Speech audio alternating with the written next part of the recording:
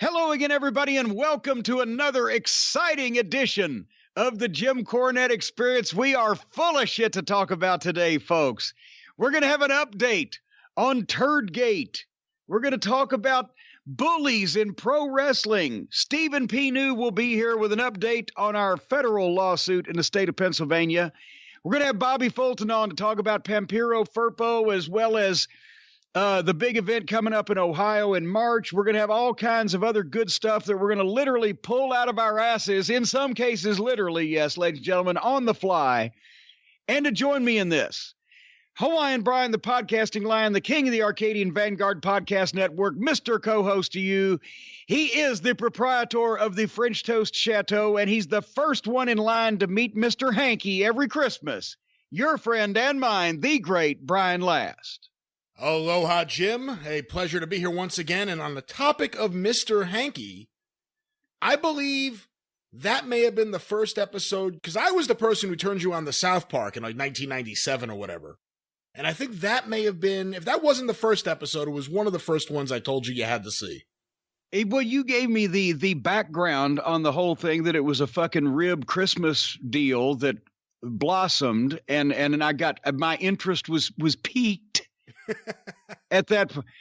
I love it when people write, he piqued my interest, P-E-A-K-E-D, like it was right on the P-I-C-Q-U-E-D, for those of you piqued your interest. And the people were at a fever pitch. Anyway, I don't know why I'm being nice to you, because you have grumpified me today. See, we are recording at a different time than we normally do in the day. Normally, we record the experience earlier in the day, before, when I'm still optimistic. You know, last week I talked about I want to get the vim and vigor and attack podcasting with a new energy and enthusiasm and have great shows in 2020 or 2020. I can't remember which we decided on. I want to do these things, and so earlier in the day, I'm full of optimism. I've just let Bernie Sanders out of the garage when I've heard him singing. I've rubbed the puppy's belly. It's kind of bright if it's going to be bright, but things are starting to happen in the course of the day, and we record the show, and I got some optimism. But today we almost did that, and then that opportunity was pulled out from underneath me, Brian Last. Pulled out from underneath me, and now it's later in the day, and now I've had now the heaviness has set in. Now I've talked to all the various attorneys and accountants and bankers and shipping people and printers and publishers that I need to speak to on a regular basis in order to run this empire that I'm involved in, called Cornette Mania, if we can coin a phrase.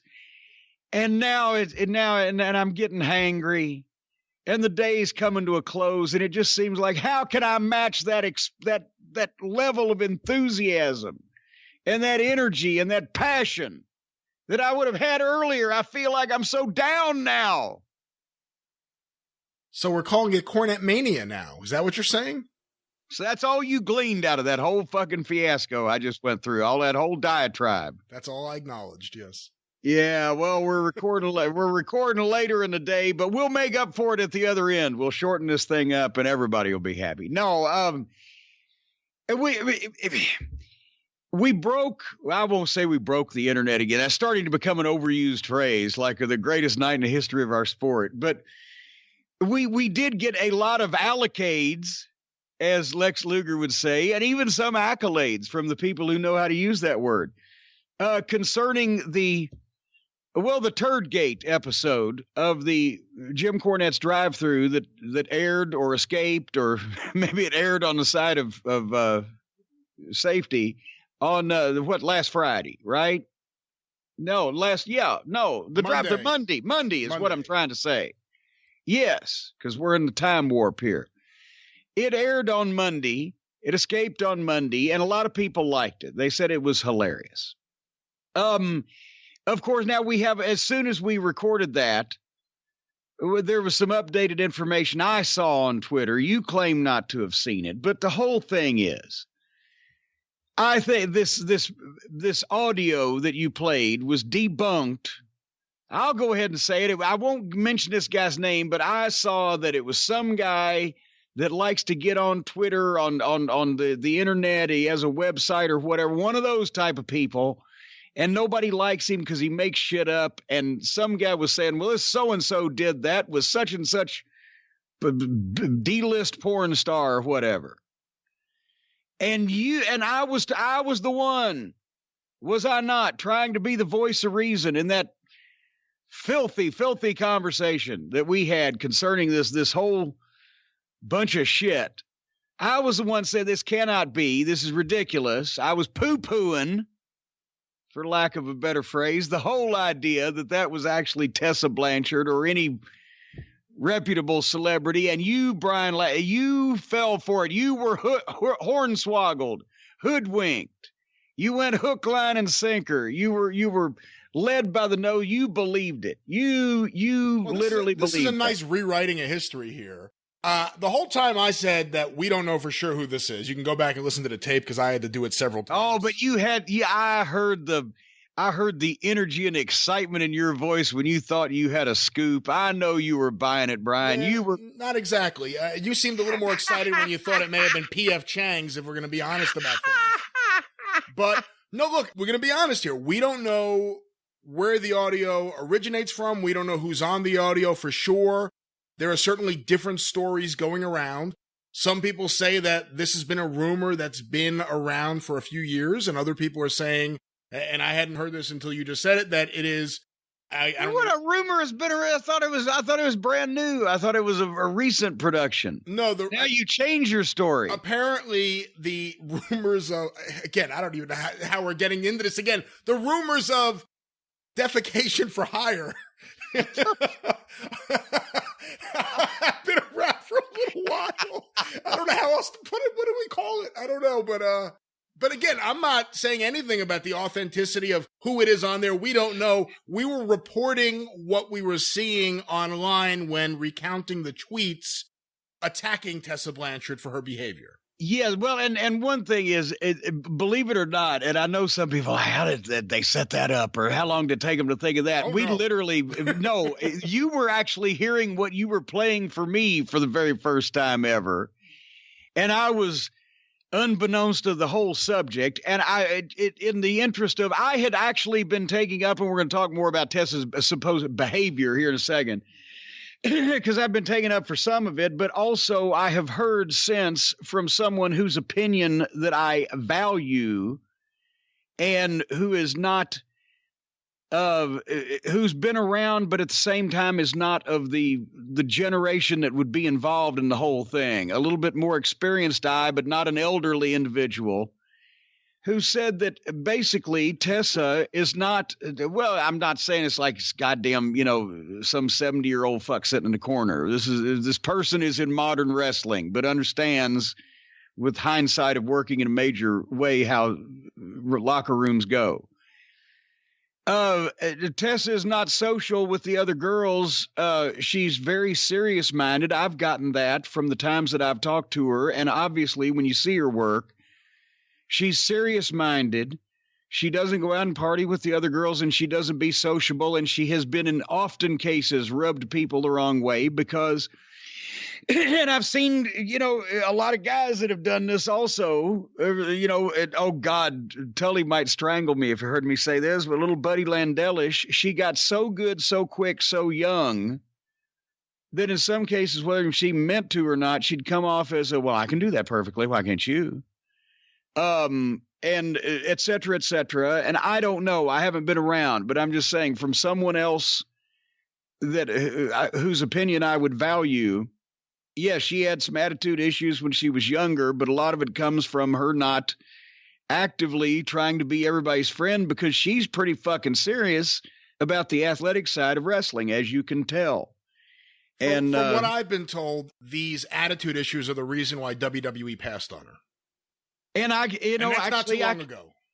Well, actually, I can believe that too. If the attitude that they passed on was too serious, even instead of too unprofessional, because they do that too. So I don't know what the situation is.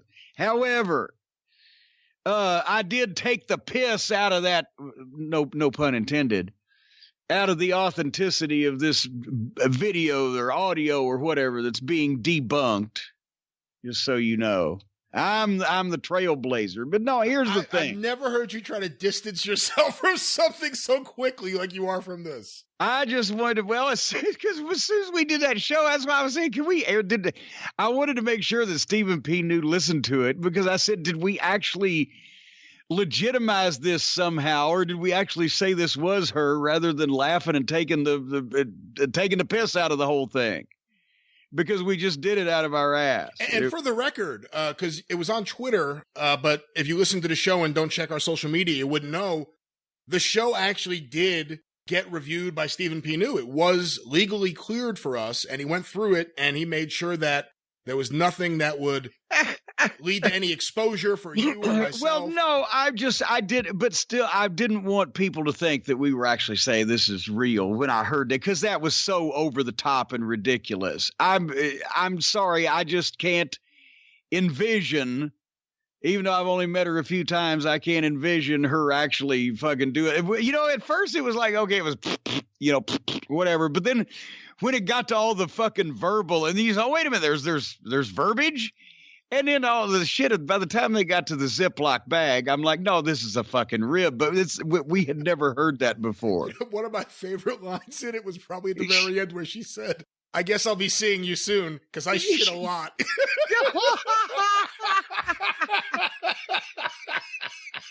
All right, but have we heard the voice on this alleged D-list porn star that you're saying it may be? I don't fucking know. Who knows? I mean, it could have been goddamn oh shit, this would have been a good joke if I could have thought of her name. The fucking voice actress on Family Guy that does so many voices. If I said it could have been so-and-so, she does a million voices. I don't know. But maybe I get sued for that. Anyway, but in all seriousness, it did bring up, not only these girls are mad at Tessa because she was bullying them or blah, blah, blah. One of them accused of spitting on her and calling her the N-word or whatever. And one of the things I said was, well, what is the context to this? Did she just see this girl in the locker room and run up and spit on her and call her the N-word, or had the girl just dropped her on her head? I said, I need some context here. And automatically people, well, now Cornette's saying a botched wrestling move is okay for his excuse to call someone. Well, no, not if she didn't go over right on the sunset flip. No, I don't think we need to head to those extremes. The point I was trying to make was, what is the context? Were these people in a fighting? Were they arguing? Is there prior heat of it's so the locker rooms have definitely changed, and I know all the young kids are going, yeah, they've changed so they get the sexism and the racism and the no, they've changed in that it's gone from a locker room environment where you had, say that with college football or pro football, a lot of these guys played football. Bill Watts booked the territory like a football coach. Or some type of organized sports where the coaches yell at them, and where it's all guys in the locker room and they fucking yell at each other and blah, blah, blah. And they go out and practice by hitting each other or fighting gyms or punching each other in the face. And now in wrestling, people are automatically like, well, why don't they run to human resources? They're trying to put real life social situations that they can relate to into wrestling somehow. And in terms of, no, it's not acceptable if you work at Target or if you are working in one of the offices at a major accounting firm, such as the one I recently visited here in the fine city of Louisville. And if you have an argument or a dispute with one of your coworkers, it's probably not acceptable in that environment to say, motherfucker, the next time I see you, I'm going to knock you the fuck out. However, when you applied that to a wrestling environment, when Sinclair Broadcasting bought Ring of Honor and the merchandise weasel was able to block Adam Pearce's hiring because 2 years previous he had said that to him. As I told them, I said, if you could not hire anybody in the world of professional wrestling who had ever said that to somebody else that they technically worked with, co-worker in the locker room. You wouldn't be able to field a fucking team.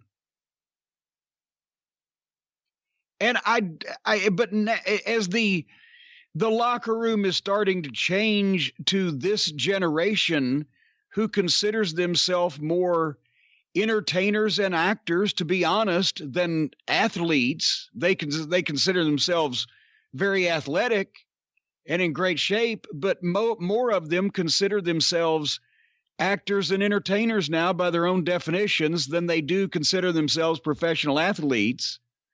So all of a sudden, a lot of that is changing, but you've still got an element of this is a combat sport and you're in with somebody, whether you're cooperating with them or not, they're still at various points going to punch and kick you in the face. And it's showbiz and sports and contact sports. So you've got an elements of jealousy, or just that person rubs me the wrong way. Oh, now I got to work with him. Oh, and Jesus Christ, now that fucking person that rubs me the wrong way that I've got to work with and put them over on TV because they're going to push and I'm not. Oh, wait a minute now. They're continually pulling my fucking hair too hard and potatoed me with that goddamn elbow finish, whatever the fuck. And that kind of shit builds up. And then sooner or later, somebody has a fucking issue. And over the years in wrestling, whether if top guys have issues with each other, the promoter always wants to step in whenever possible and try to calm it down, so that it doesn't get fucking physical, because he wants to keep peace amongst the main event guys because they're drawing money. If it's a main event guy and an underneath guy, well, then the underneath guy, needs to find a place to get. It's like if I'd have gone into Jerry Jarrett's office at the Mid-South Coliseum when I was a rookie manager and say, Jerry Lawler is really being mean to me. He bullies me and he just talks bad about me. He's really making me uncomfortable to work here. But then Jerry would have said, well, that's terrible to hear. Where are you going to go? Where are you going to be working from now on? Because I was nobody and it was a star. Things were always handled differently. But no, if it comes to physical violence or fucking screaming and yelling, if it's your top guys, the promoters would step in, or some of the other guys would, either step in and try to calm it down, or maybe step in and try to stir it up. That's what the Dynamite Kid was noted. His ribs were so mean and mean-spirited and fucking harsh on guys that then finally, when the other guys, can't remember who it was, can't remember the play-by-play, but when the other guys had convinced the Rougeaus that Dynamite and Davey had fucked their shit up when they didn't even really do it, Jacques came in with the goddamn sucker punch, right hand to the mouth with the roll of quarters out of nowhere, and knocked all of fucking Dynamite's front teeth out. It goes too far. It didn't exactly happen that way. That was the comeback after Dynamite had gone after Jacques while Raymond was hurt and couldn't defend himself. Well, yeah. Well, no, I'm not saying that was the first incident, but that was pretty much the exclamation point on the whole fucking, that had built to that fucking point, right? Because nobody would get involved. Point is, no, if somebody doesn't go over on the sunset flip all right, that's no reason to go off on them, spit at them, fucking call them various names. There's stages of retaliation and response for negligence or carelessness, or just there's things that happen also. I've seen it a million times. Guys have threatened to, kicked shit out of each other, smacked each other once or twice, been pulled apart, cut vicious promos on each other, and every stage in between for all kinds of shit going back to the dawn of time. And in some ways in wrestling, if somebody is careless with you, it's worse than being in a fight with somebody, because then straight up that the fucking guy doesn't care whether he hurts you or not if you're fighting him. But when you're giving somebody your trust and your body, and either laying there while they come down on it or going up with them while they're picking you up and you come down on your fucking head and, you know, that could have been fucking it for the career. You come up saying a lot of shit. But there's stages. If you shoot a guy off and your move is the big boot and you give a guy a big boot and you fucking knock him goofy, even a guy gets knocked goofy has to, okay, this ain't ballet. You're throwing a kick, I'm running toward it. Some things can happen. If it gets to be a pattern or every fucking time, that's where somebody needs to be set down. If you're on your knees selling and you're bent over and the guy goes to kick you and he, instead of flat of the boot to the flat of your chest, it's the fucking point of his toe in the goddamn mush, then you're probably going to cuss, you're going to say something, and you might even give him a little fucking fire up back as a receipt. But sometimes, and I'm not saying this is in the case of the Tessa Blanchard situation because we don't know what it was, but I'm saying as a rule, people said what is a botched wrestling move worth, this retaliation. When you get so far as to how some of these guys are trusting each other and girls these days, or even back in the 70s and 80s when it was top guys that had their livelihoods on the line and somebody just did something really stupid with them up in the air or coming down on them that could have been it. I've seen and heard a lot of remarkably colorful fucking banter go on. And, but it's a goddamn locker room and it's a kind of a contact sport and it's kind of a fight. In some cases with people that you don't like for whatever reason. So I think people trying to, whether it's this issue or just the general issue of bullying or toxic environment or whatever the fuck in the locker room, fucking hell, I know if everybody resorted to snatching somebody to settle things, well, Shawn Michaels would have been, fucking in an iron lung 5 years before he retired. Only a few people snatched Shawn Michaels, but you try to keep it on a professional basis, but shit's going to blow up. And before you judge, everybody's behavior, you need to understand why the fuck it blew up. As I said, whether or not she just walked in and decided, I'm going to spit on that fucking girl and call her all kinds of fucking names, all the way to the other end of the spectrum of had she just almost paralyzed her with one of these stupid fucking moves that happens, or anything in between, or had it been building, or was there any goddamn backstory to this amongst these people? You don't know what the fuck's happening, and I get sick and tired, not only in this situation, but in all of them, of seeing this.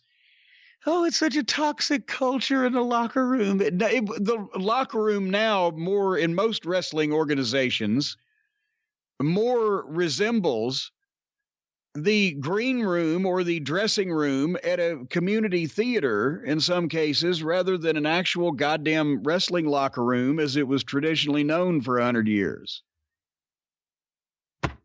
I don't know. What do you think?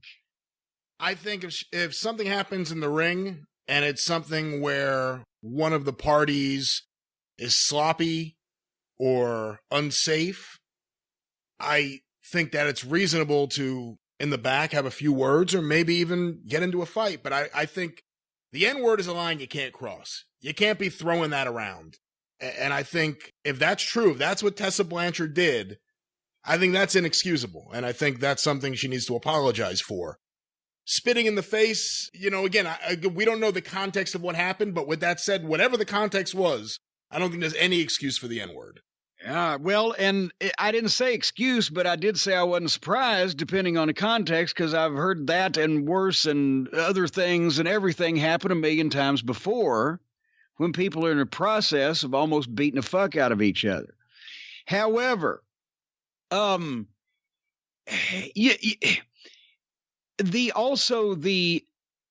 whole controversy of Tessa came the week that she won a men's world championship. And this was to some groundbreaking and to some windbreaking, to make another pun on the previous.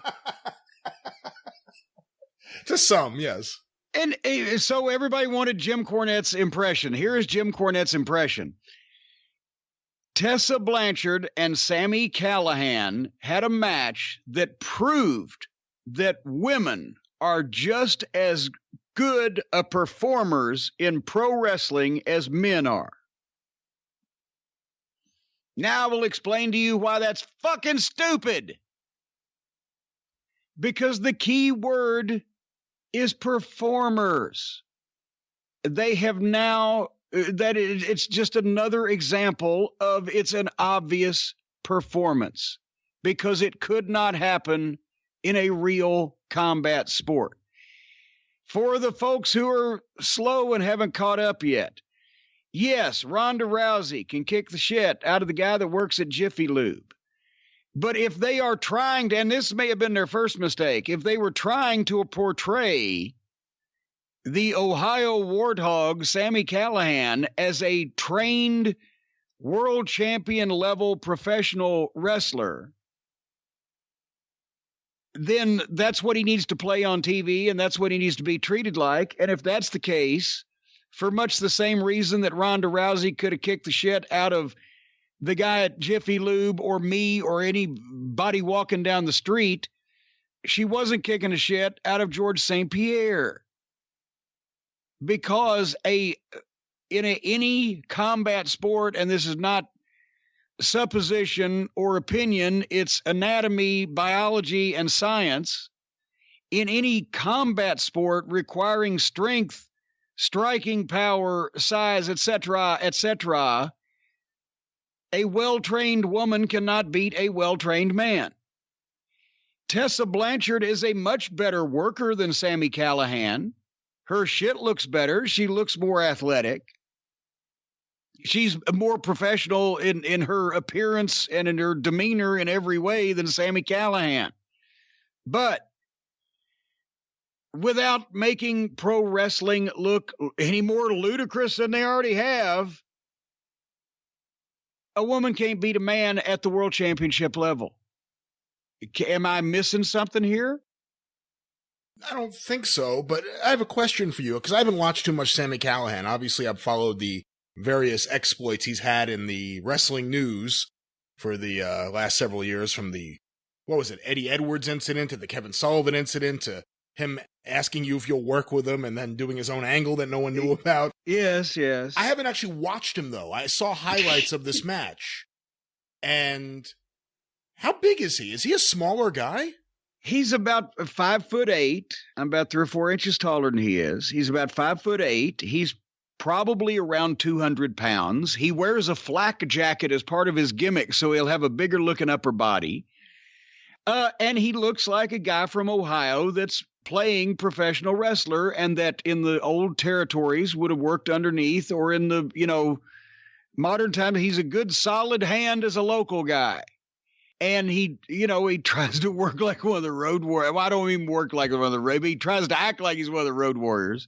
He does some shit well, but visually he's always going to be what he's like. Bulldog Bob Brown, right?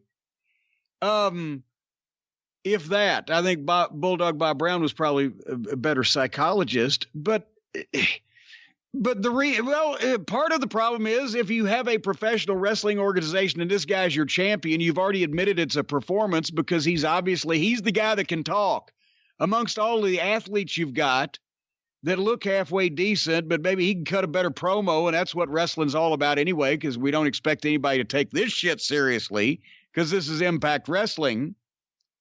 More on that later. But that's what was my big impression watching that match. I heard about the match happening and I said, I really don't want to watch the whole match, but I saw a highlight video and I said, let me check this out. And I have to admit, Tessa seemed really impressive in the ring. And I guess I was just taken aback. I thought Callihan would have been much bigger than her or taller than her. I didn't realize that. I guess I was picturing Sami Callihan being a bigger guy than he was, because I've never really watched him. No, neither mentally nor physically is he any larger than what you saw there. But anyway, yeah, and so I'm not wishing ill on Tessa when I say it's bullshit, but no, it's bullshit because it's more performance. It's more we've given up any hope of appealing to larger than this niche audience that appreciates this performance. It's the modern day version of community theater, where instead of nobody's going out and seeing a play, they're going out to see wrestling. Or the parody crowd, or the wrestling wants to be silly crowd, or whatever. She's a great performer, but no, it doesn't do anything for women. If she was really kicking these people's ass, Ronda Rousey, if they wanted to put her in against some fucking guys, that I'd buy that on pay-per-view. But no, this just makes the business look even fucking sillier. And so, boy, we've vacillated back and forth between Tessa either wants to strangle me or fucking kiss me on any given topic here. As long as she doesn't shit on you, I think. No, now quit. Now I'm telling you, I was from the start. I was saying, what the fuck is it going to be like? This is Tessa Blanchard. I'm about to take a big dump here. No, it was bullshit. I don't even believe that she would have done that as a rookie, because she's been too focused on being a star in wrestling since she's started this. And it's not like the old days where you would pass a VHS around. Shit can get around quickly these days. So anyway, I'll tell you what can get around real quickly these days. Brian, would you like to know? We'll just change fucking the subject and be free and pursue a life of religious freedom. Yes. Yes, my action figures. Have I told you this? Have you heard about this? Have you read about this? I have not heard the update. The last thing I remember talking about was a long time ago here on the show was that you were running low and that the toy company that made them did not anticipate having any more in stock for quite a while. Well, and I'm glad you've kept up with my personal business over the last year since we worked so closely together. That's about a year ago you got that update. No, what a Figures Toy Company. I want to hello to Steve Sandberg and his guys down there, Anthony, the whole crew. They do a great job. I've worked with Steve Sandberg since I was in the office in Stamford and, working with getting him hooked up with some of the different guys and everything. But anyway, they do not only wrestling figures, but actual real good stuff. No, but a variety of pop culture figures and licenses and things they have. But so we'd been doing it. Everybody's been asking me. Not everybody, but enough to goddamn get me wound up about it. When's my action figures going to go back on sale? Because we had them out for a year and a half or so, and they did so well. We'd had a reorder before everything had gone without a hitch. And so last year, for the holiday 2018 season, I'm down to the nub on these things, right down to the cob on this piece of corn. So I called them and they said, oh, shit, we just looked. We're out too. It snuck up on everybody. They did so well. Imagine that. Something I'm involved with selling so well. Who would have thunk it? But anyway, I said, well, shit, we got to order some more. Because I wanted to go to C2E2 and take figures. I couldn't even take figures to C2E2, right? I think I saved like 12 or 15 or whatever. Raggedy. So I said, let's get some more real quick for the summertime. Okay, because it usually takes about 4 months and maybe a little bit more. And boom. So we ordered, and at the time, not only did we order some more of the classic figure that you've come to know and love, but also they said, let's get a variant. I said, great. For Christmas, we'll get the classic red and green Jim Cornette look with the green jacket and the red tie and the red pants and blah, blah, blah. And I'll have that during the holiday season. Great. We'll get some of those. And we ordered them, and it was months, and it was months. And I had to ask, and they said, well, the factory's backed up, and we're trying to get, and it wasn't just like they didn't like me. It was a lot of product was in the pipeline, as they say. And finally, come to find out they've changed different regulations on something in China. The cost went up just a tick, but it just kept going on. And then they had to fill up the shipping thing and blah, blah, blah. So finally, I get word last week. Figures are almost within reach. You can almost reach out and grab my plastic figure, my simulation of myself, and you can almost reach out and grab it. But only one came in. It's the classic figure, not the variant. I understand it's still going to be like 2 or 3 months. And So anyway, because we didn't order not for like a year and a half period, thinking we get these things in 4 months. Basically, here's the scoop. If you've been wanting a Jim Cornette action figure, and unless or until we can get those kids to buckle down over there and get serious and quit worrying about things like food and sleep, I'm going to have, of the classic Jim Cornette figure, I'm going to have less than 500 available in the calendar year of 2020, and they have arrived at my doorstep today. So on Monday, what's Monday? The January the 20th. Martin Luther King Day.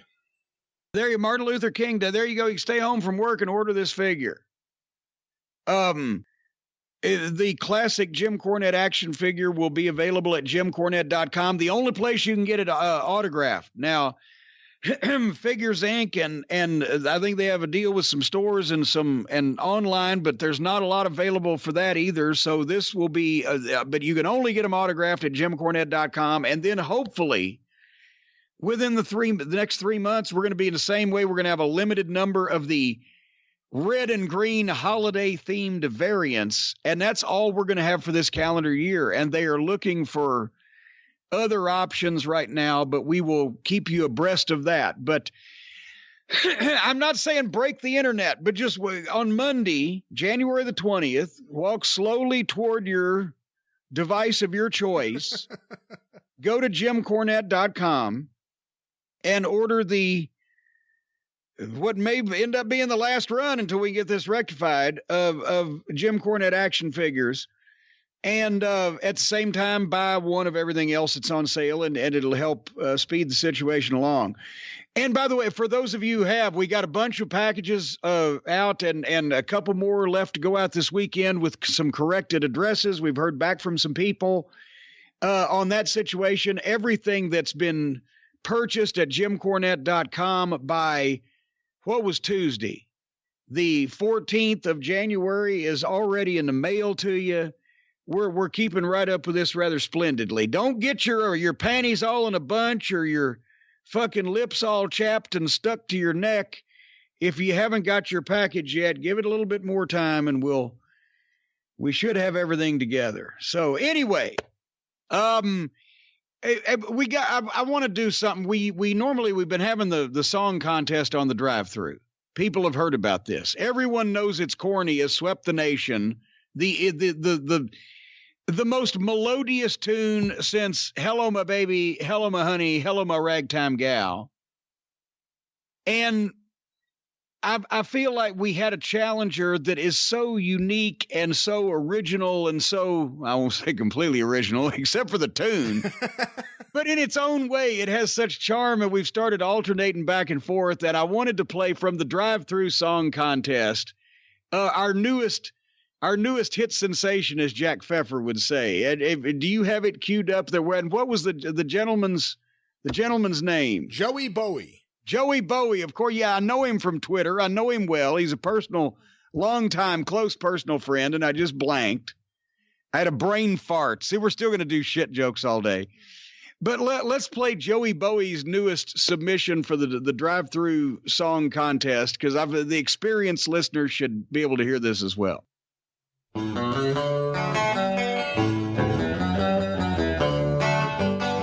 Well, it's Jim Cornette's drive-thru. Yes, it's Jim Cornette's drive-thru. Please shut up and listen while Corny is shooting. Yes, while Corny is shooting on Big Fucking Putin and those outlaw macho fucks.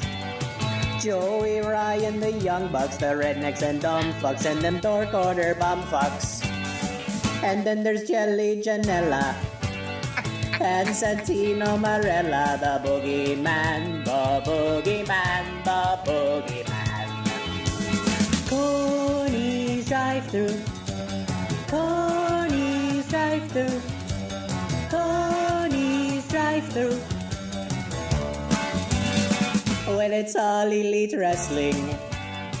Tony Khan is investing his billions of dollars in some dumb cosplay wrestlers.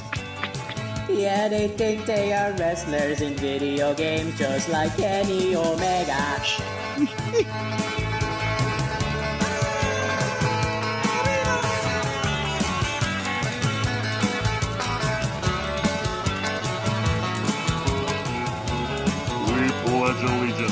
to the leader of the mighty cult of Cornette, and to the pro wrestling for which he stands.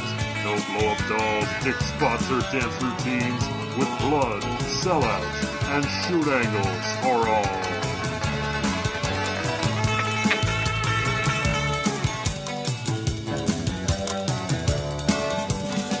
And have you heard about Riho? She weighs 45 kilos and she's their champion. She's a Japanese schoolgirl.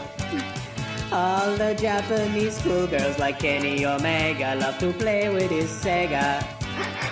Yeah, they play with his Sega. You need to sue the guy for you. Steven, Pedro, everybody. Coney's drive-thru. Coney's drive-thru. Coney's drive-thru. Coney's drive-thru. And now, here are your hosts, Jim Cornette and the great Brian Last.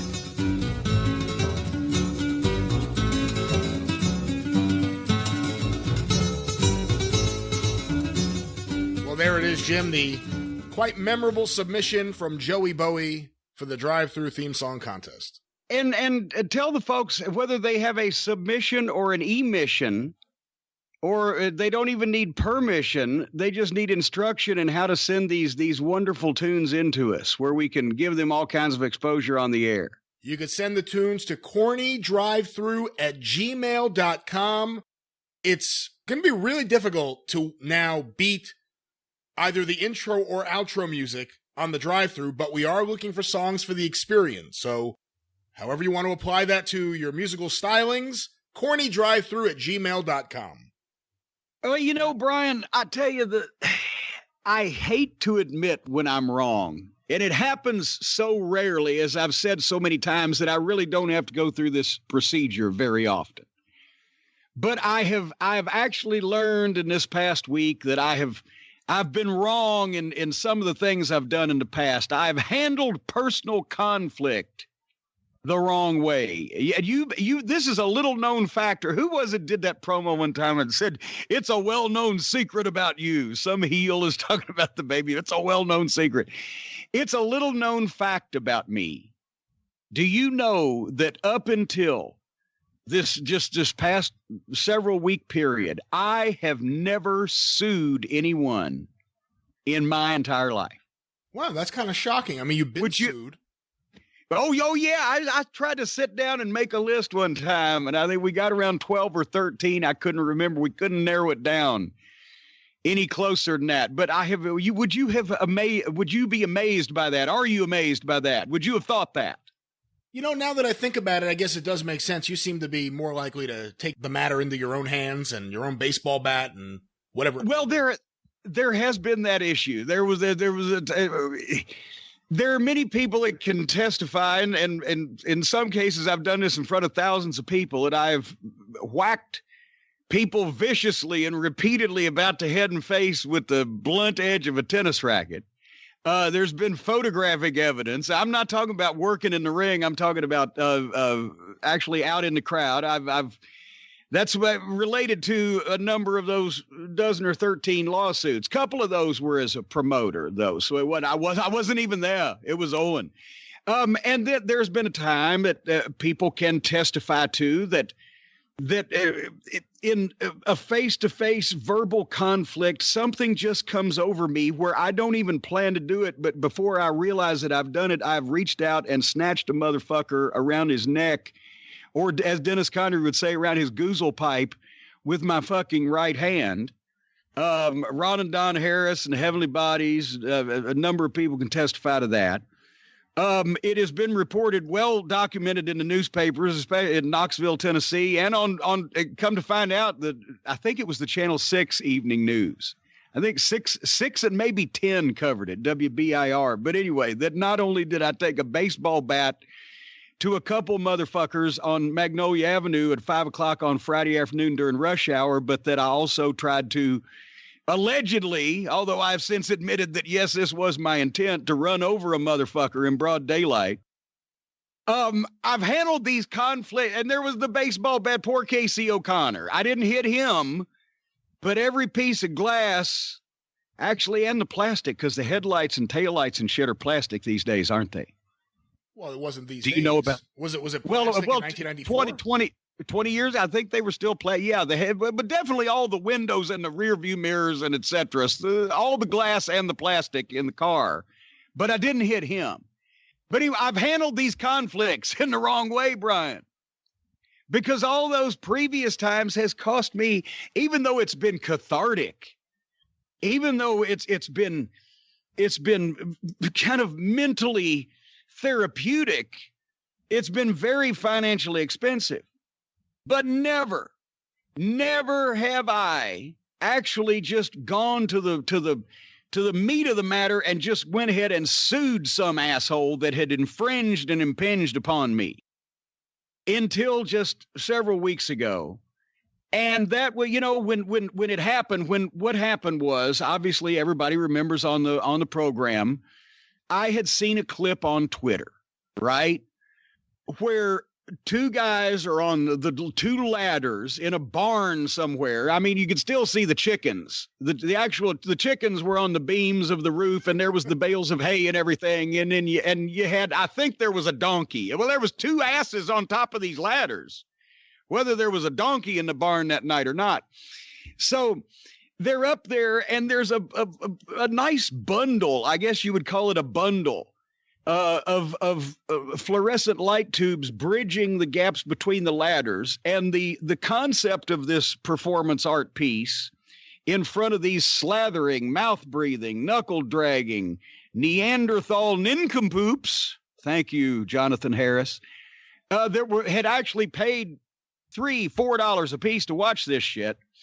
The one guy picks the other guy up upside down and drops him headfirst through the fluorescent light tubes. When the guy hits the ground, he's amazed to find out, shocked, gobsmacked, bumfuzzled, if you will, to find out that he has seriously injured himself to the tune of slicing himself across the side, apparently at upper body protuberances. He sliced himself from asshole to appetite. And he immediately tucks flaps of his hanging skin in and runs off. Who could have thought something like that would have fucking happened from this clearly professionally set up apparatus in this multi-million-dollar production they were putting on? And I said on the show that, that's pretty fucking stupid, right? I believe that was the summation of my commentary, that's the stupidest fucking thing I've ever seen anybody do. I believe so. Yes. And I mentioned that on Twitter also. As a matter of fact, I remember on Twitter, I said, it's a nasty nick that kid got there. Too bad they didn't stop the show so they could all watch this idiot bleed out. Of course, he didn't bleed out. He just bled part of the way out. I heard it might have been close. But anyway, and then we went on, because I don't know who this idiot is. I've never met this guy before. I didn't even know his name. I wasn't even there. I just saw somebody doing a really stupid thing and commented on it. But then what ticked me off was when I found out that, and now I may have accused him of running it. I mean, he was just going to cooperate with taking the money, but somebody else was going to do a GoFundMe for this guy to where this veteran and I don't know why anybody thinks it's a good idea, if you ever want to have an actual job besides getting thrown headfirst through broken glass, to put big fucking things in your ears and tattoo your face and have metal hanging out of your nose. This guy couldn't go through a metal detector in any courthouse or airport in America without setting off so many bells and whistles you'd think it was New Year's Eve. And he looks like a fucking goof to begin with. And we're supposed to, all of us as wrestling fans and as concerned members of the community, contribute to his GoFundMe for the expensive and complicated surgery that it's going to take to put this guy back together in a functioning way due to the injury that he sustained by doing something that anybody with an IQ of 47 would have known was going to lead to a serious fucking injury. I said, have we cured cancer? Are there no more sick or hungry children in the world? Are all the animals taken care of, the defenseless animals? Is there no other way that we can apply any extra money that we might have and want to give to a charitable cause, but to repairing a fucking garbage outlaw mud show deathmatch wrestler who dove headfirst from 10 feet in the air through a bundle of fluorescent light tubes? This was the question I was asking the broadcasting public. Well, old Grover got hot. That's what we call him. I can't remember his actual name, but we've affectionately dubbed him Grover after the Muppet gimmick. He looks a little bit like that with all the things hanging out of his fucking facial appendages. So anyway, Grover got hot. And he's got some partner in crime, because that's what they've been doing, is breaking the law, that actually can make T-shirts. I don't know. Maybe he made license plates in the penitentiary. So now he knows how to make T-shirts. And they got together and put out on for sale, Brian, as you'll recall, a T-shirt with a very unflattering image of me, with all kinds of harm being done to me, with the epithet underneath it, "Fuck Jim Cornette." And I saw that on the internet, and I said, normally if I would, because I'd have to go all the way to Pennsylvania to find these guys with the baseball bat, or run them down with a car, or grab them by the neck. But I don't rightly think that they can do that. So I said, if there was only somebody that I knew that could tell me whether or not that this shit could go on, because I don't know nothing about birthing no lawsuits or nothing, but I believe this is a violation of not only my constitutional rights, but my intellectual property rights and all kinds of other rights. And I thought, who could I call? Who could tell me? Who could definitively answer for me whether or not that they can get away with this outlaw mud show bullshit, or whether we can shut this shit down? And you know who I called, Brian? Call Stephen P. News.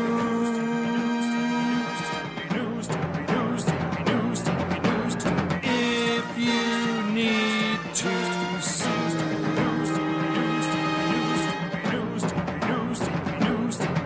An outlaw mud show or two. He'll sue the rest.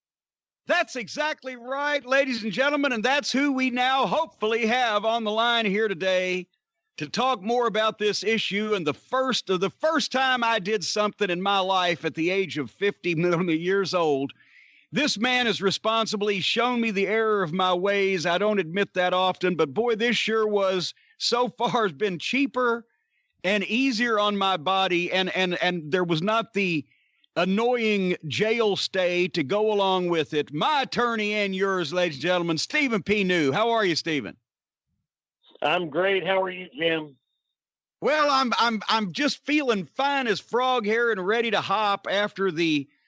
I hate it when a game that you've been waiting to watch is a big blowout or a shutout or whatever. But so far our lawsuit here hasn't taken much effort to achieve a whole lot of fruit so far. We're going to talk about the fruits and vegetables involved in this lawsuit today with you. But basically, I called you up and I said, Stephen, can they sell my face? Can they sell my name? Can they make money off of wishing me ill? And you said, oh, hell no.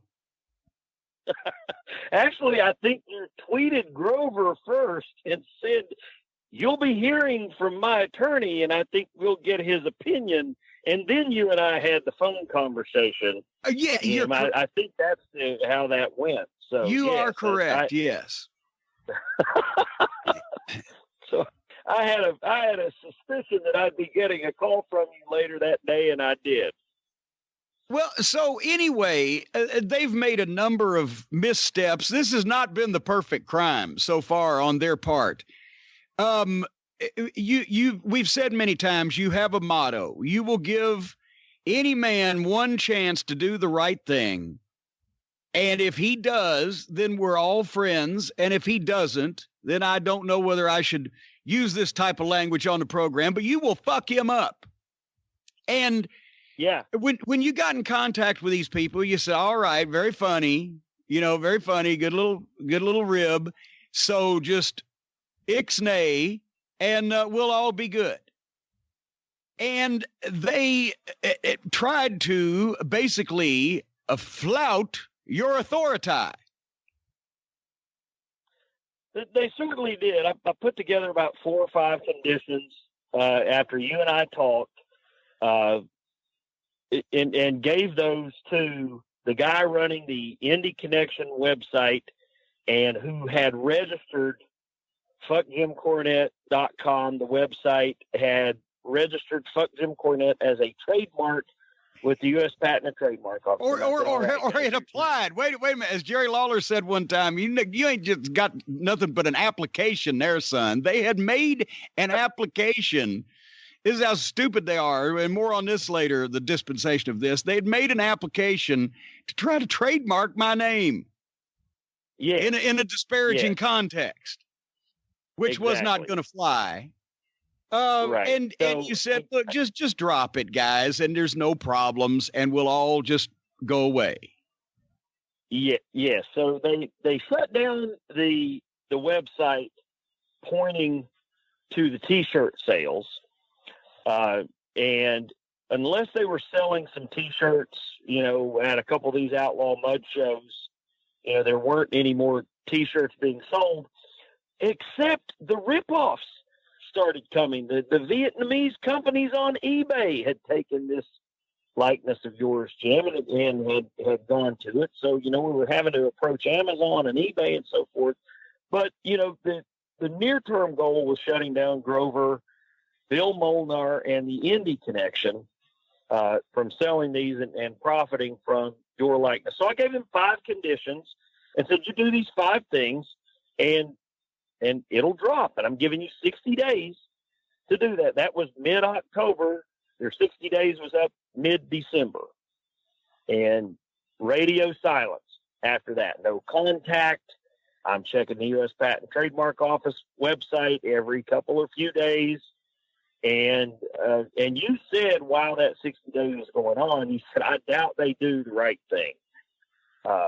And so we just had to let that time roll off and see by mid-December what was going to go on.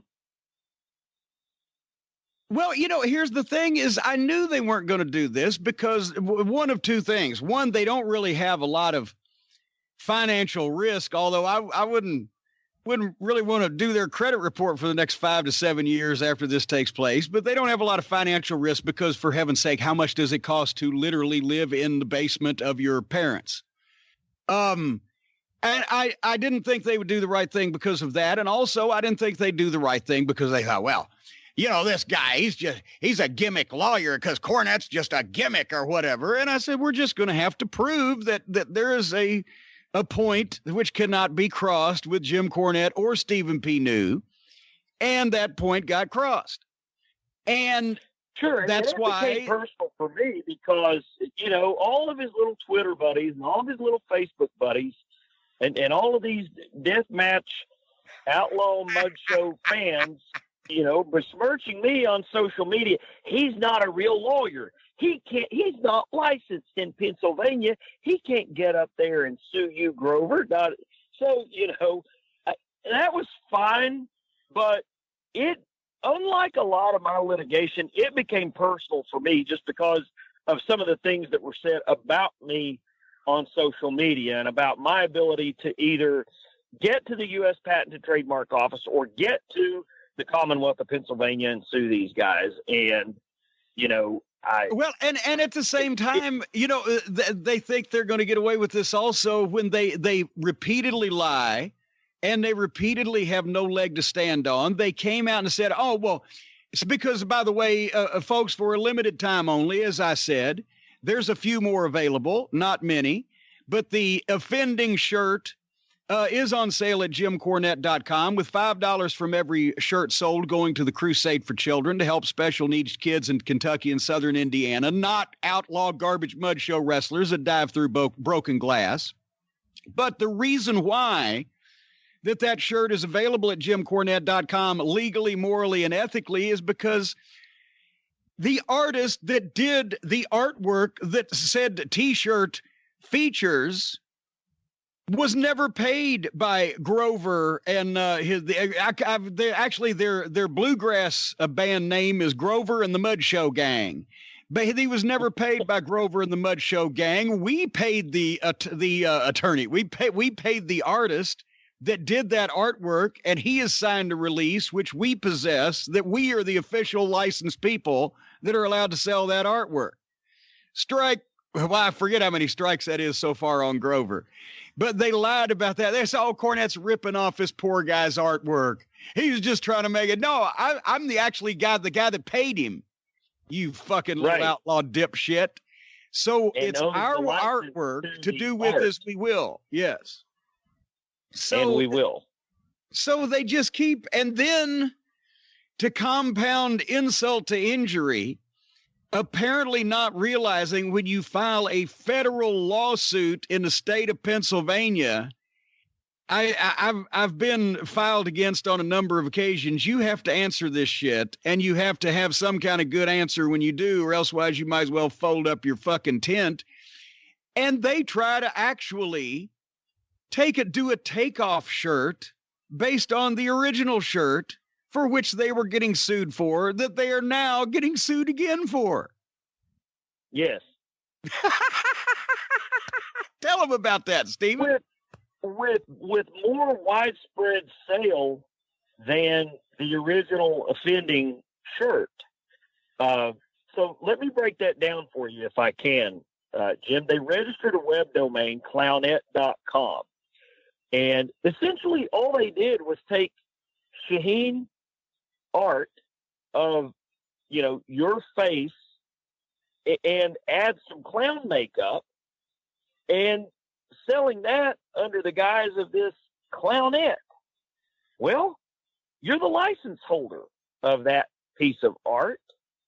And you went to a graphic artist, much like a forensic scientist, and had the official numbers of points of ID on the artwork identified so that it will hold up in court that is indeed the same art because of this specialist assertion. Yes. And yes. I told Grover on Twitter that I would do that because he messaged me and said, why are you suing me, or why are you threatening to sue me over Clownette? He's just a sad clown. I said, you're the sad clown. I'm hiring a graphic artist expert who can go through and with computer programs overlay these. And my graphic artist completed a report yesterday that can state forensically 100% that the Clownette shirt is a ripoff of Shaheen's art on the original offending shirt. It is the exact same art. And so the Clownette lawsuit may actually end up being more profitable, more lucrative for us than the original FJC shirt, because so many T-shirt dealers online believe that they've got the rights to the Clownette shirt and that it's not an offending shirt, that it somehow falls under, and you see all these little, internet lawyers talking about fair use and parody and all of that kind of stuff they know nothing about. Well, it's not fair use. It's the infringement of art that you now own. And so Clownette will probably be more lucrative than the original shirt. Well, and by the way, and let me make this statement now. And we had mentioned that any proceeds of a lawsuit against Grover and his T-shirt accomplice, over and above, obviously, your expenses and those of your web of legal experts, we're going to donate to charity because I think they'll have to wash dishes for 10 years to pay this off anyway. But if we get up to like Bezos in court personally, I may take a piece of that as well as you. But we're also going to take care right of, now, the Crusade and everybody else. Right now, there are 33 companies aiding and abetting the infringement of your likeness with the Clownette shirt, up to and including eBay and Amazon. So you can do with your part what you want to, Jim, but I'm going to get my part before you start giving it away there. So. Well, and also, by the way, on this run up the mulberry bush to try to trademark my face and my name in their little parody shirt or whatever, we've also just heard back from the trademark office. Boy, that didn't take long. And guess who didn't win the pony? Didn't take long. Inside of 2 weeks, right before Christmas, we filed the objection, right around Christmas time, we filed the objection with the U.S. Patent and Trademark Office because I kept thinking the U.S. Patent and Trademark Office will do the right thing, even without us filing a formal objection. They'll just reject it outright because it's obvious on its face. So around Christmas time, me and a friend of mine that I co-own an NFL agency with, he's a licensed U.S. Patent Trademark lawyer. We filed a one-pager. You need to object this and smack it down. And on Friday, we got the ruling from the U.S. Patent and Trademark Office that their attempt to register Fuck Jim Cornette as a trademark was soundly defeated on about 4 or 5 different legal grounds. So, well, I was about to say, it was about a 16-page email. They had a lot of reasons, but the one that I gleaned was my favorite one was basically because they refused the application to trademark that because they did not have the consent of Jim Cornette to do so. And that now creates, right. I believe, in the legal business, in your legal business, Stephen, that's what they call a precedent, right? So if anybody else tries to monkey around with this bullshit, just refer to Cornette versus Graver et al. Or Grover et al. And there's precedent for this. Yes, there was lots of legal precedent cited by the U.S. Patent and Trademark Office for the rejection of this. Not to mention the confusion with your own swear words.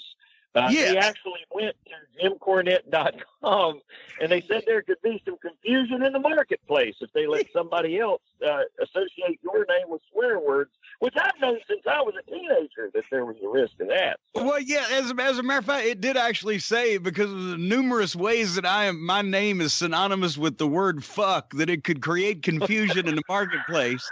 Which actually also, Stephen, you years ago were the one that smartened me up to the fact that I was in the West Virginia law textbooks and because of the Midnight Express case in Beckley, West Virginia, there where poor Stan knocked that guy's eye socket about a quarter of an inch back farther than it was supposed to set. But in the process of that, I had cussed the guy out, and it was some statute in West Virginia as we were having him arrested for whether he did it or not. And now Stan looks at me dirty every time I give him an opposing witness. I've heard from everybody who was in the building that night. But anyway, we're having him arrested, and I'm cussing that mother. And that's where the favorite phrase of many people, "you black lung motherfucker," came from. Was that promo I was cutting on that guy that I thought had caved the side of Bobby's neck in with that fucking owl marker. But the reason why that I got out of it was because every witness, and there was like a dozen of them, said that I said something different, but all of the witnesses agreed that I only spoke for 20 to 30 seconds. So there was no way that anybody could possibly have called somebody that many names in that short of a length of time. I was exonerated. That's what the West Virginia Supreme Court of Appeals said. There was no way that any human being could have said that many cuss words in that short amount of time as Jim Cornette was alleged to have said. You know, they ought to have named one of the highways. My law school professor was a former Marine drill sergeant. And so that was his favorite part of the case. And the reason why we were studying it was because his favorite part of the case was whether or not it could. And he said, well, hell, I was a Marine. I know you could have said that many things during that short amount of time. Well, and as a matter of fact, I wish I'd had you around. We got more press in Altoona for this lawsuit, federal lawsuit, by the way, in the state of Pennsylvania that you filed. We got more press in Altoona than anywhere else in the state because I'm actually on record with the newspaper as busting a fucking guy's head open with a tennis racket there at about, what was it, October of 1990. That made the Associated Press. So they were still quite upset about that. Well, and I'll tell you, you'll make more law books now because I was actually contacted by an intellectual property professor of law at the University of New Hampshire, which I understand is the leading university in the United States of America for matters of patent, trademark, and copyright. And she reached out to me and said, well, there's a lot going on. There's a lot of things that happen for copyrights and trademarks in the professional wrestling industry. And can I talk to you once this lawsuit is concluded? And I said, sure, Professor. You know, my client, I'll be happy to talk to you when the case is over. And she has great interest in your case. So you may make a law review journal or a law textbook again, Jim Cornette. Well, you just tell her that I have great interest in her case also. We'll have mutual interest in each other's cases. That's like the old line when a new girl would come in the territory. Have you ever seen her wrestle? No, but I've seen her box. But anyway, I do want to ask you. So basically, that was a depth charge. What we are left with here, Stephen, in your legal opinion, is just I think I can make a blanket statement without fear of contradiction that any stupid bastard that wants to sell my name or my face in a manner other in which that I would have it intended done, it has a very short period of time from the time they hear these words to get out of the Jim Cornette business before they will be hearing more about their individual part to play in this and what the compensation and or penalty is going to be for same as we move off of Grover and the Mud Show gang, who are so far being roundly trounced, and into the interwebs to find out who else is an interloper in Jim Cornette's property. Would you say that is correct, sir? They need to get the fuck out of here. They're going to get 30 to 60 days to cease and desist, and if they don't,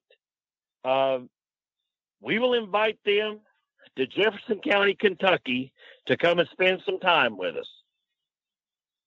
You know, the way you make that sound, it almost makes me want to make reservations at a restaurant where we can get everybody together and just have a big dinner. They can order some hot brown and come down and join us in Louisville, Kentucky. They're more than welcome. Louisville is one of my favorite places. I spent a long time there when I was stationed at Fort Knox, and they can spend some time with us in Louisville if they're going to continue. Because it's not only now Clownette and FJC shirt. They're actually getting some of your art from JimCornette.com. And there's some guys in different parts of the country that are ripping that off. And we're not going to stand for it, Jim. Plain and simple, we're not going to. And these lawsuits carry with them attorney's fees, where they not only would have to pay their attorneys if they want to try to defend this action, they'll have to pay mine eventually.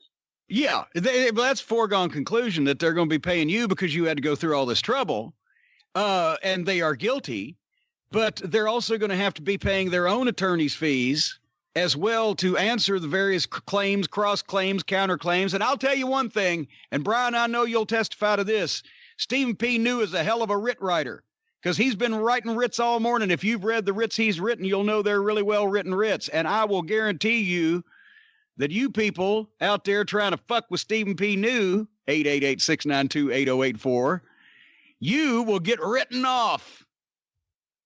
I wish I'd have had you instead of Clarence Mason, Steve. We'd have had a lot of fun. But anyway. Yeah, I know. Timing's everything. And I was just a little short in the tooth at the time, Jim. So well, I've got 21 years under my belt now, know what I'm doing. I've got a network of fantastic lawyers who either work for me or with me or in my building or what have you. And we can reach out and get them. And if I may too, I so appreciate what you and Brian say about me. I wish that I could be everywhere all the time to help all the Colt Cornette members. Sometimes I just can't. But I'm telling you, I get great response. I was just on Twitter yesterday, and I helped a guy through a situation with a small claims court situation in California. And I just want all the Cult of Cornette members to know that sometimes I can get to you. Sometimes I can get you in the right place with the right lawyer. Sometimes I can't. I wish that I could. Sometimes it's just something that I don't specialize in, but it's not from a lack of want to, because I so appreciate the response that I get from the Cult and from yours and Brian's listeners. That just from the bottom of my heart, I really appreciate the trust that they give me and the confidence that you and Brian have in me. I talk to you guys about a lot of different situations that we don't talk about publicly on the podcast or anything like that. And I'm more than happy to. And anytime that I can help a Cult member get through a situation or what have you, if I specialize in it, I'm not going to shoot off the cuff, and I'm not going to wade into an area that I don't have special knowledge in or specialization. But I'll help everybody that I possibly can, Jim. Well, and actually, we appreciate that, Stephen. And that's the thing is all joking and hyperbole aside, as they say, you really have dug in and helped not only us, but a number of the members of the Cult of Cornette, a number of the listeners out there, or at least pointed them in the right direction of somebody that could, or given you always take your time, and we appreciate that. And just get the goddamn T-shirts out, though. We're hearing a lot of it. Just because you're giving these things away for free. Now, here's the thing. That's why, as my mother would say, he would complain if they hung him with a brand new rope. Stephen P. New Right. gives out these free T-shirts for newlawoffice.com, and they're beautiful shirts. They're incredibly well made and colorful as all heck. And he gives them for free. And then now people are like, well, how long is it going to take? How long are you going to be behind for? You get my shirt. They're complaining.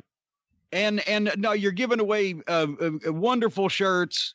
And you are a bit backlogged, but, what do you want for nothing? Rubber biscuit?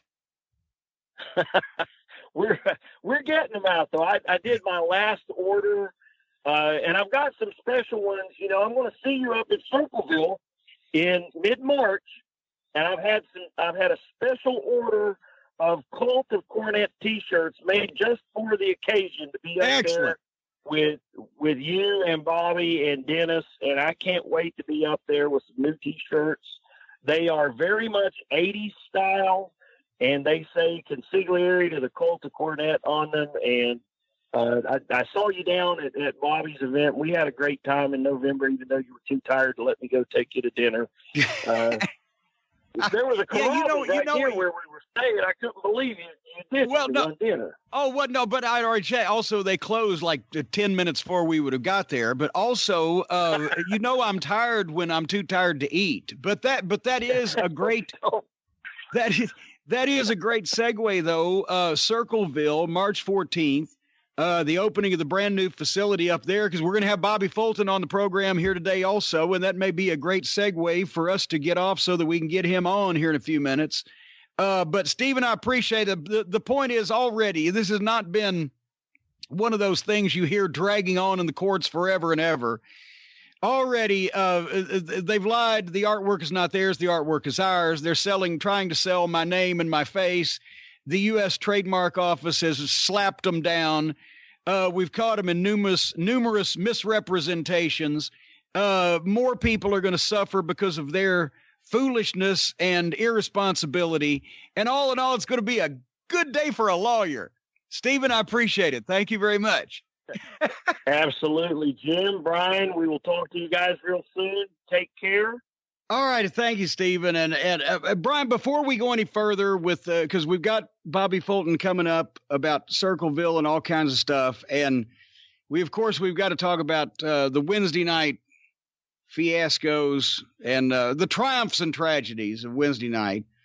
But Triple H got heat too. I was going to mention this earlier and I forgot about it, but Triple H got heat for making a joke, quote unquote, about Paige.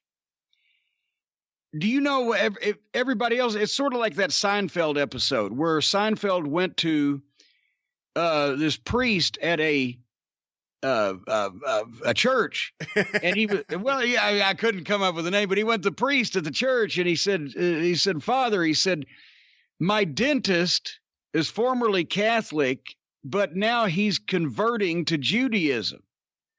And the priest said, well, this bothers you as a Jew? And he said, no, it bothers me as a comedian.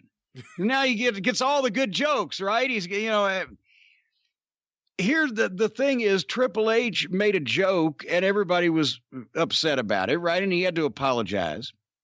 But I was not upset because he was casting aspersions on Paige. I was upset for another reason as a comedian, because the joke wasn't funny. It didn't make sense. If you deconstruct that joke and break it down, it does not make sense. The offensive line was when he was talking about Edge and Paige, whether they'd get back in the ring since they were retired because of injuries. He said, I don't know, Edge has children. And, he wants a quality of life. He has children, and maybe Paige has some too she doesn't know about. Trying to insinuate, actually not even insinuating, but just bald face coming out and saying that she's a slut. And everybody was up in arms because of the joke, but it wasn't a joke. It was just a pure insult. There was nothing funny about it, because deconstruct that joke. A guy can go fucking around all over the place and actually have kids that he is not aware of. But you name me one woman that has ever forgotten going through the act of childbirth. The fabulous Moolah. Quit. No, it is not. It's not. Yeah, I agree with you. The joke. It's not a joke because it didn't make sense. It's not funny. It was just him just trying to be funny, but it wasn't. So yes, he should apologize. If the joke is funny, then you got some leeway there. But anyway, he did get some heat, and he reached out to her, he said, on Twitter to apologize. I wish somebody would reach out to me and apologize for the time that I wasted last night watching All Elite Wrestling. In some cases, not all of it. One of the most brilliant segments that I have seen in quite some time. Wow. In a sea of infamy.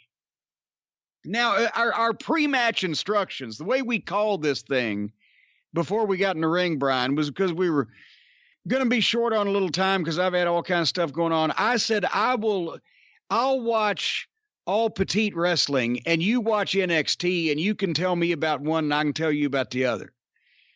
But did you indeed watch both? Because you said you might not be able to keep from watching both because of the aspect of the train wreck. I indeed watched both.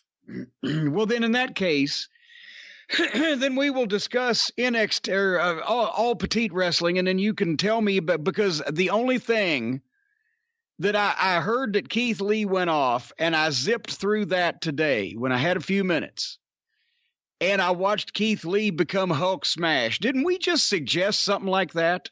We did. You did. Well, you were in on it too. You weren't offended by the thought. No, I think Keith Lee needs to be more fired up more often.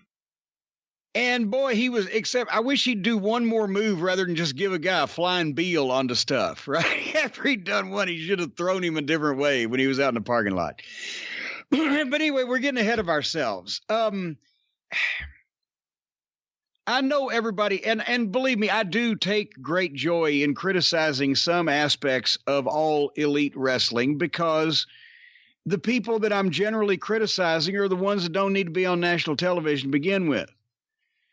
But when they can actually do really good shit, just not all of them, not even most of them, but some of them can just do really good shit. Then I feel bad for those people who are out there. They're wonderful captains of the SS Minnow. They're tremendous ship captains, and they are floating on a barge. I don't know how else to explain it. What'd you think of the opening of the show, the very first match? I'm at a point where I don't even know what to think anymore. It's 20 minutes of nonstop spots of what I consider no psychology. Others will say I don't understand the psychology, or the psychology's on such a higher level that I just can't get it. The silliness thrown into the middle of the match.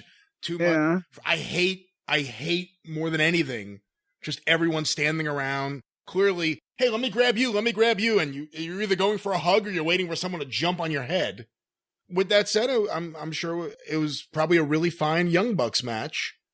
It's not for me. It's not the style of wrestling I like, and I don't want to just, week after week I could just talk about how much I don't like that specific style of wrestling, that kind of match.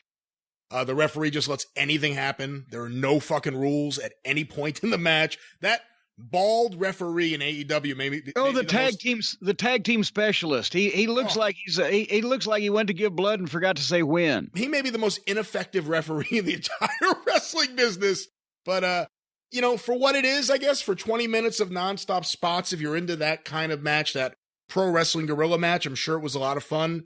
For me, nothing registers. I'm not even saying it doesn't register to the wrestlers, they don't sell. It just doesn't register to me anymore. I'm immune. Well, no, you can't keep up with it. You can't process it, and you can't remember the sequences. You're just like, wow, at the time. But even more importantly than the same, and I was going to say the same thing, and we agree about the match. But more importantly, now they've decided, because it's Tony Khan's idea. We'll get the jump on them. Instead of letting people start watching the NXT program, and I guess in their mind losing them, they're like, well, we'll just open on the ring or open on a wide shot of the arena. All these guys are already in the ring. The ring announcer is going to, and here we go. So we can have 20 minutes of this incessant fucking movement over and over. And so what they've done right off the top of the show is establish that nobody is a star, because there is, whether you like them or not, in this one match is Hangman Adam Page and Kenny Olivier, who, by the way, not only were standing in the ring like two mooches, but were introduced first out of this foursome. Find me a time. Well, hold on. I'll save that comparison for a second. You also have Proud and Powerful, who are now Santana and Ortiz again, because apparently Proud and Powerful was, what did I call them? I don't fucking even remember. And there's Private Party and Proud and Powerful and, Perforated Ulcer, whatever. You have the best friends and my little dog pockets for what they're worth in this equation, and the Young Bucks, who are supposedly the greatest tag team in wrestling, all standing in the ring. And yeah, maybe they got an entrance for the crowd, right? But since they like to crow about their ratings, and more on that in a moment, there's about 5,000 people in the arena, and there's supposedly almost 1 million, give or take, depending on what the numbers are, watching at home. So who do you want to be a star in front of? No music, no entrances. I mean, yes, the Young Bucks do look like two balding, sappy school children that fell into a fucking Partridge Family yard sale on the way to the arena with their parents. But they're still supposed to be stars, so play their music and give them their smarmy little fucking simpering entrance. And yes, Kenny Olivier is the most annoying Harpo Marx lookalike on the planet, with his jazz hands and finger pointing and prissy prancing fancy dancing. But if he's supposed to be the greatest wrestler on the planet, give him an entrance and a big introduction. The same thing for Hangman Adam Page if he's supposed to be a goddamn young up-and-coming superstar that will do the same moonsault off the top turnbuckle onto his feet and land it like he does in every single match he ever does on television. But he's supposed to be a star, and Santana and Ortiz are supposed to be these big-time tag team heels. Give them music, give them an introduction, make the match seem like something on your television. Just going straight to the action doesn't hook the viewers as much as it's like, well, okay, let's see what else they're going to fucking do. Because the people that are going to watch this are going to watch it. People that ain't is the ones you're trying to hook. And yes, the match was 20 minutes. It's a mess. You can't tell me there's any psychology involved when the human eye, the viewer watching, cannot process which guy in the match, which part of the equation of the move the guy is getting hurt. When one guy flings an opponent at two members of his own team and the opponent lands a move in midair and I don't know who's hurting who. You don't know who's registering the punishment from the move and who just delivered the move, because it's all so fucking contrived. And yeah, it's basically, and everybody gets a turn to do a cool move spot over and over and over again, with the guy sticking his hands in his pockets, coming in the middle just to make sure that everybody, including the announcers, look bad. That's what this match accomplishes to any audience otherwise than the 1 million or less that are currently watching this program. And then that is followed by one of the most brilliant segments that I've seen in a long time, Cody Rhodes. Imagine that. He gets a huge entrance with major music and lighting treatment. He owns the ring. He gives a promo that he obviously, if he wrote it himself. If it wasn't off the top of his head, it's his. With great delivery and vocabulary, amazing storytelling, puts emotion and inflection in it. Kept you hooked on the story. He's like Dusty instead of a jive Dusty. Dusty spent a lot of time around Tom Boogaloo Shaft and fucking superstar Billy Graham and all the, jive talking bullshit.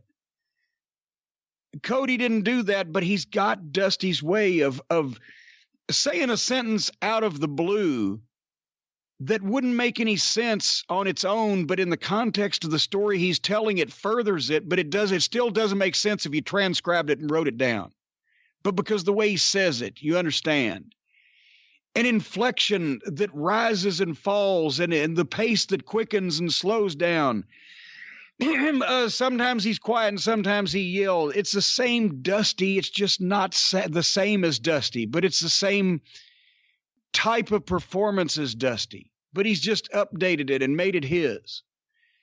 And he gets the stipulations over, and he does a wrestling promo while he's still kind of winking at the smart fans a little bit every once in a while. But he gets away with it because he's still, you believe that even in the worked world that he's in, obviously, after the fucking expose you just saw in the previous segments, that he's still mad at Max. And that's, I could not believe the difference between going from a messy example of this new age modern fucking gymnastics wrestling cosplay bullshit, going to a guy cutting a promo that would have been phenomenal 40 years ago or 20 years ago or whatever. It's pro wrestling and it's timeless. And then I'll let you comment on Cody, but then immediately on the other side is bookended by a fucking pre-tape from Jelly Nutella where he looks like a kid playing pro wrestler, like a fucking midget that got in his fucking older brother's closet and is trying to tell the mirror that he's a bad boy. And it looks like any fucking professional wrestler on top of the last 30 years would have been giving this kid an autograph or fucking flipping him change to go get the fucking car. What is this show about? It's about 2 hours. And yeah. It's a hen weigh. Well, what's a hen weigh? About 3 pounds. But no, it's like I'm not watching for a show anymore, start to finish. I'm watching for train wrecks and brilliance. And the brilliance stands out even more because of the train wreck aspect, and the train wreck possibly makes it stands out even worse. Because you saw Cody. He's a fucking guy who knows what the fuck he's doing. He knows what he's doing. He knows what to do for that crowd. I personally wasn't as gaga over the promo as you were. I think Cody in his worst moments is similar to Brandy in that it's someone who took too many acting classes. And for me, this is something that I was critical of Cody well before AEW, and I thought that it's improved since AEW, but I personally thought that promo was a little too, I don't. A little too artsy. A little too much. A little too rehearsed. A little too.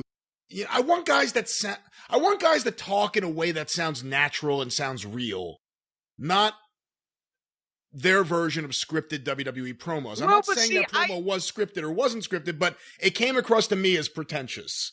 And I'm not saying it was completely awful, because then you see a pretentious one like Jelly Nutella, and it's like, this is just worthless. Yeah. Why is this guy still on the show? No one likes him. He's one of the few guys they've signed that you could say has go-away heat with even now their audience. It grows each and every week. But I thought the Cody promo, he gets too cute, I think, in a way. I think sometimes it goes to his head. Okay. Let me say that I think he comes off, when he's doing that, I don't think he comes off as too scripted and rehearsed, because he does it well. He comes off as heelish, because a little cocky-ish, whatever, which I thought is what he was going for in this post-heel and babyface world, where he's still a bit of a prick. I don't know. But it was so much better than anything else I could see on this fucking network. But I get what you're saying.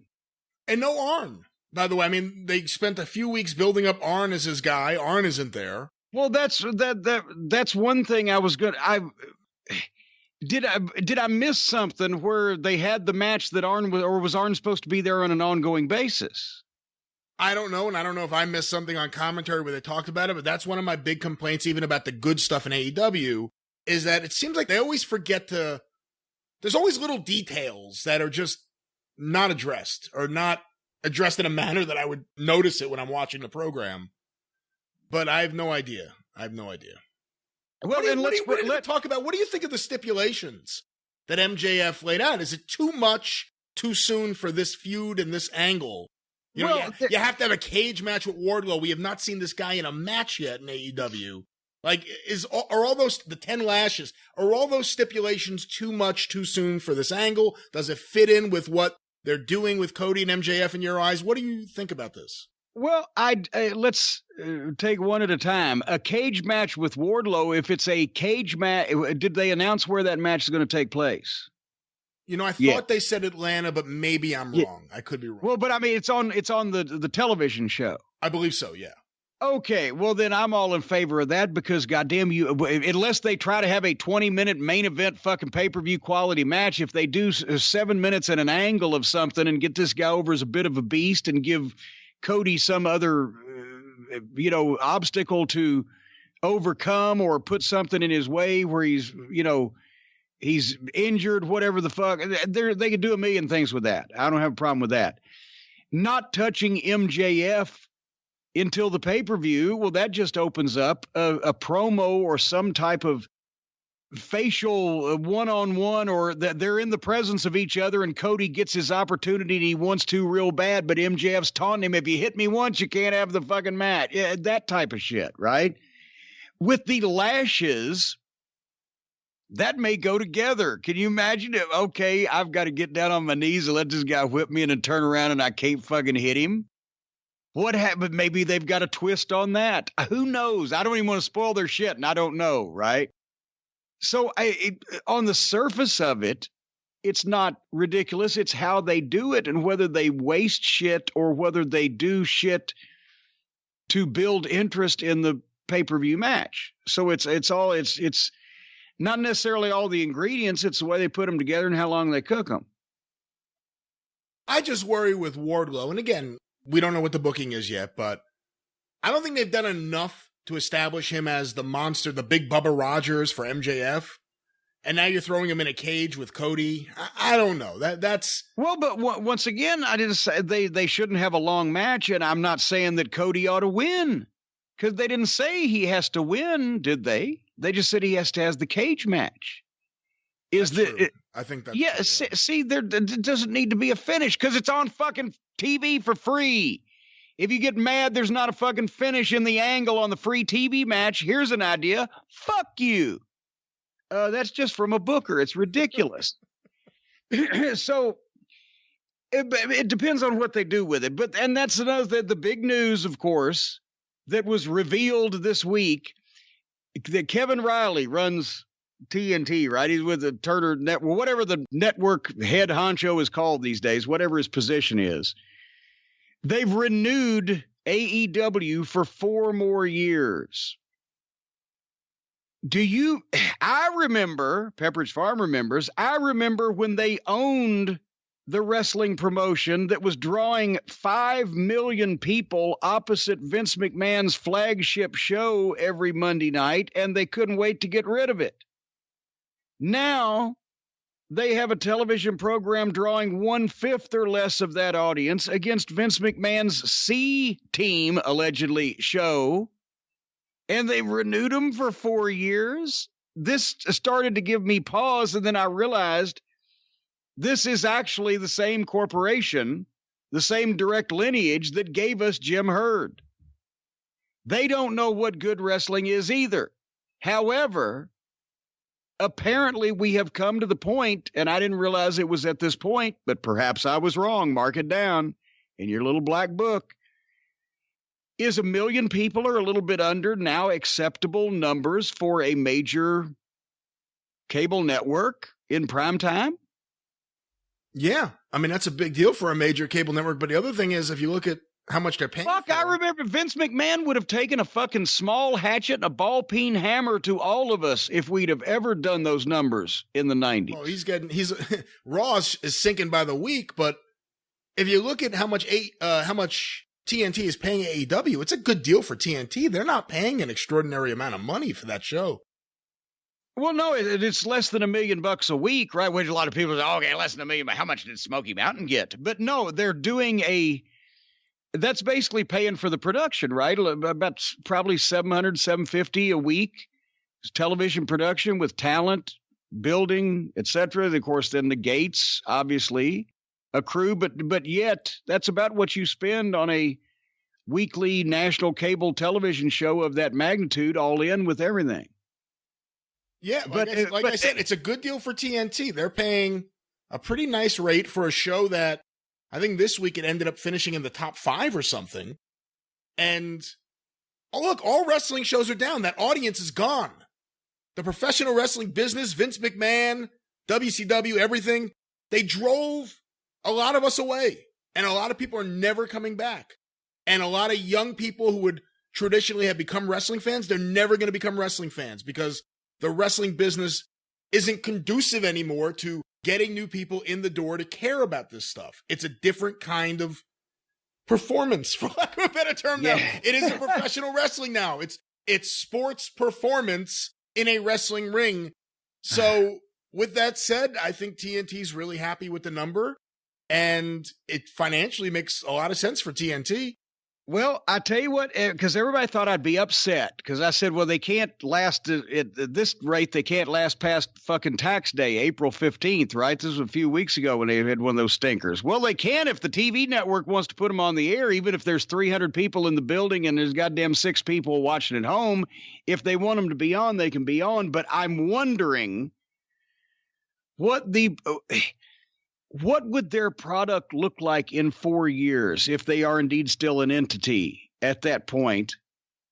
And will they learn or will they not? And I guess, are we going to have to stick with it and attempt to educate them a little bit? I think in 4 years, they'll be waiting for a lot of guys' contract to come up in a year because Vince is signing everyone to 5-year deals now.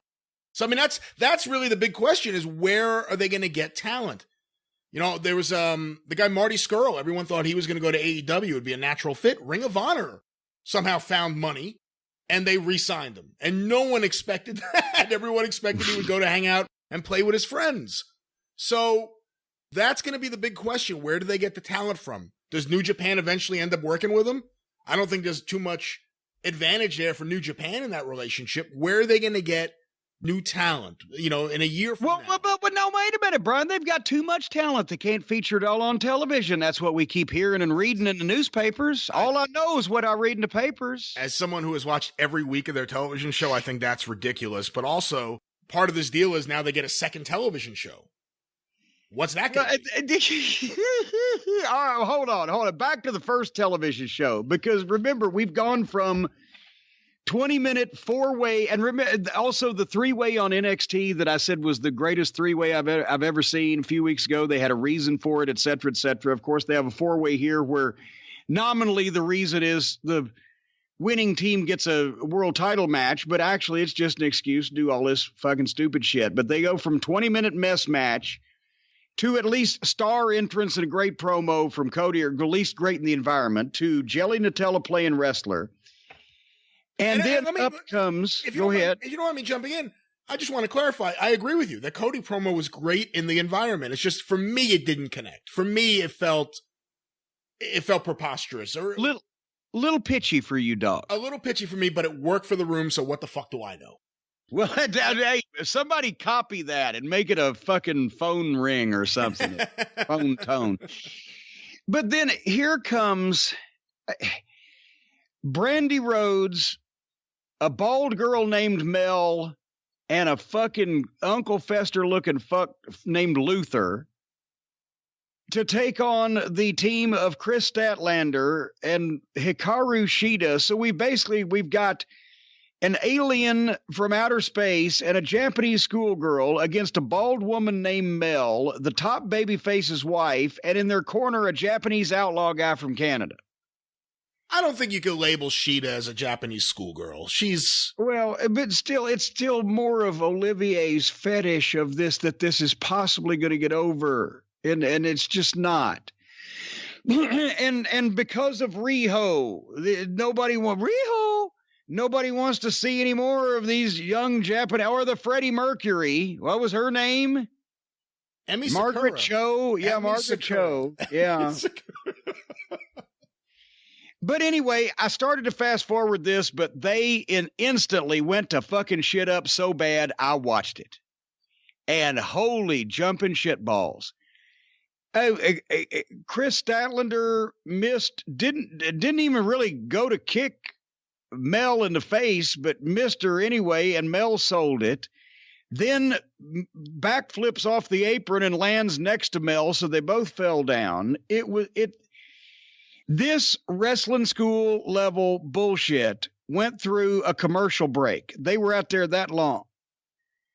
And Brandy ended up looking like fucking Mildred Burke in this because of everybody else. Oh, come on.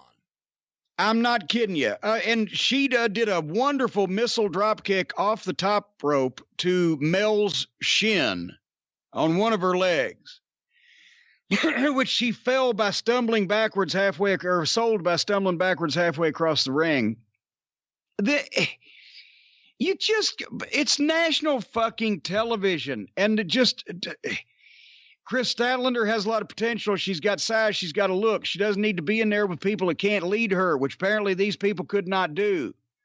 And Mel, it looks like, is the same way. I'm not fond of Japanese schoolgirl wrestling.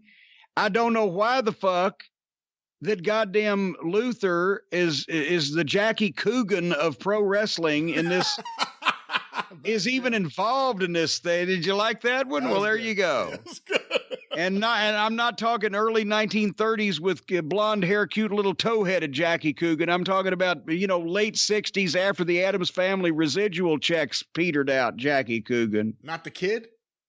Not the kid. More like fucking the early 70s B-movie sci-fis from American International. Anyway, so that was a mess, and then is immediately followed up by a Dork Order recruitment video where it's basically like, this is the video presentation they're giving their leader, where they are talking about recruiting Kenny Olivier and Michael Naga to fuck off and get on my television, and Hangman Adam Page and Nick Cutler. Do they have a goddamn, or Brandon Cutler, the other Cutler, the one with a job? Do they have? There's cheesy music. Who is shooting this shit? Why are the villains leaking their plans? This is like Ernst Stavros Blofeld got on the fucking picture phone to James Bond and told him what he was fucking doing, and they broadcast it on the 6 o'clock news. It's as stupid. It's phony. These people are not going to get over because this is stupid and phony. It's they're spending a lot of money to shoot this, and boy, the video looks great, and it's stupid and fucking phony. And could anybody possibly care about this in any lifetime? It is the one thing that has united AEW detractors and AEW fans is that no one really cares about or wants to see the Dark Order. You could say the same thing about Brandy and the Nightmare Collective, who are called that because the AEW audience collectively has a nightmare every time they're on fucking TV. But seriously, like, the Dark Order brings nothing to the show. These promo videos are just ridiculous. And I've been asking myself this question a lot lately with AEW. If this person wasn't there, would it hurt AEW? And I think even some of the people that you may not be a fan of, you could argue, well, if they weren't there, it may hurt AEW with that fan base. If the Dark Order weren't there, I don't think anyone would care. No one would miss them, except for their friends in the locker room. There would be no tears shed. And that's the sad thing. But anyway, we leave that, and with Sammy Guevara, one of the bright spots. Boy, once again, I wish he weighed another 30 pounds, but he's got that slappable face and the fucking charisma and etc. against Jon Moxley, who arrives in Tony Khan's dad's car that Jericho offered to Moxley, and Moxley took, and then immediately after that television program last week, they were all happy to talk about how that, well, we were going to rent a Lamborghini, but Tony Khan's father had this, so he said, use mine. And why the fuck? Why did we have to know where the car came from? Just assume they got a fucking car and Moxley took it away from them, for fuck's sake. But anyway, this was a good match, except, and I'm sure a lot of people wouldn't grade it as harshly as I do one thing. They did another one of these stupid apron spots. And Moxley goes along with his shit.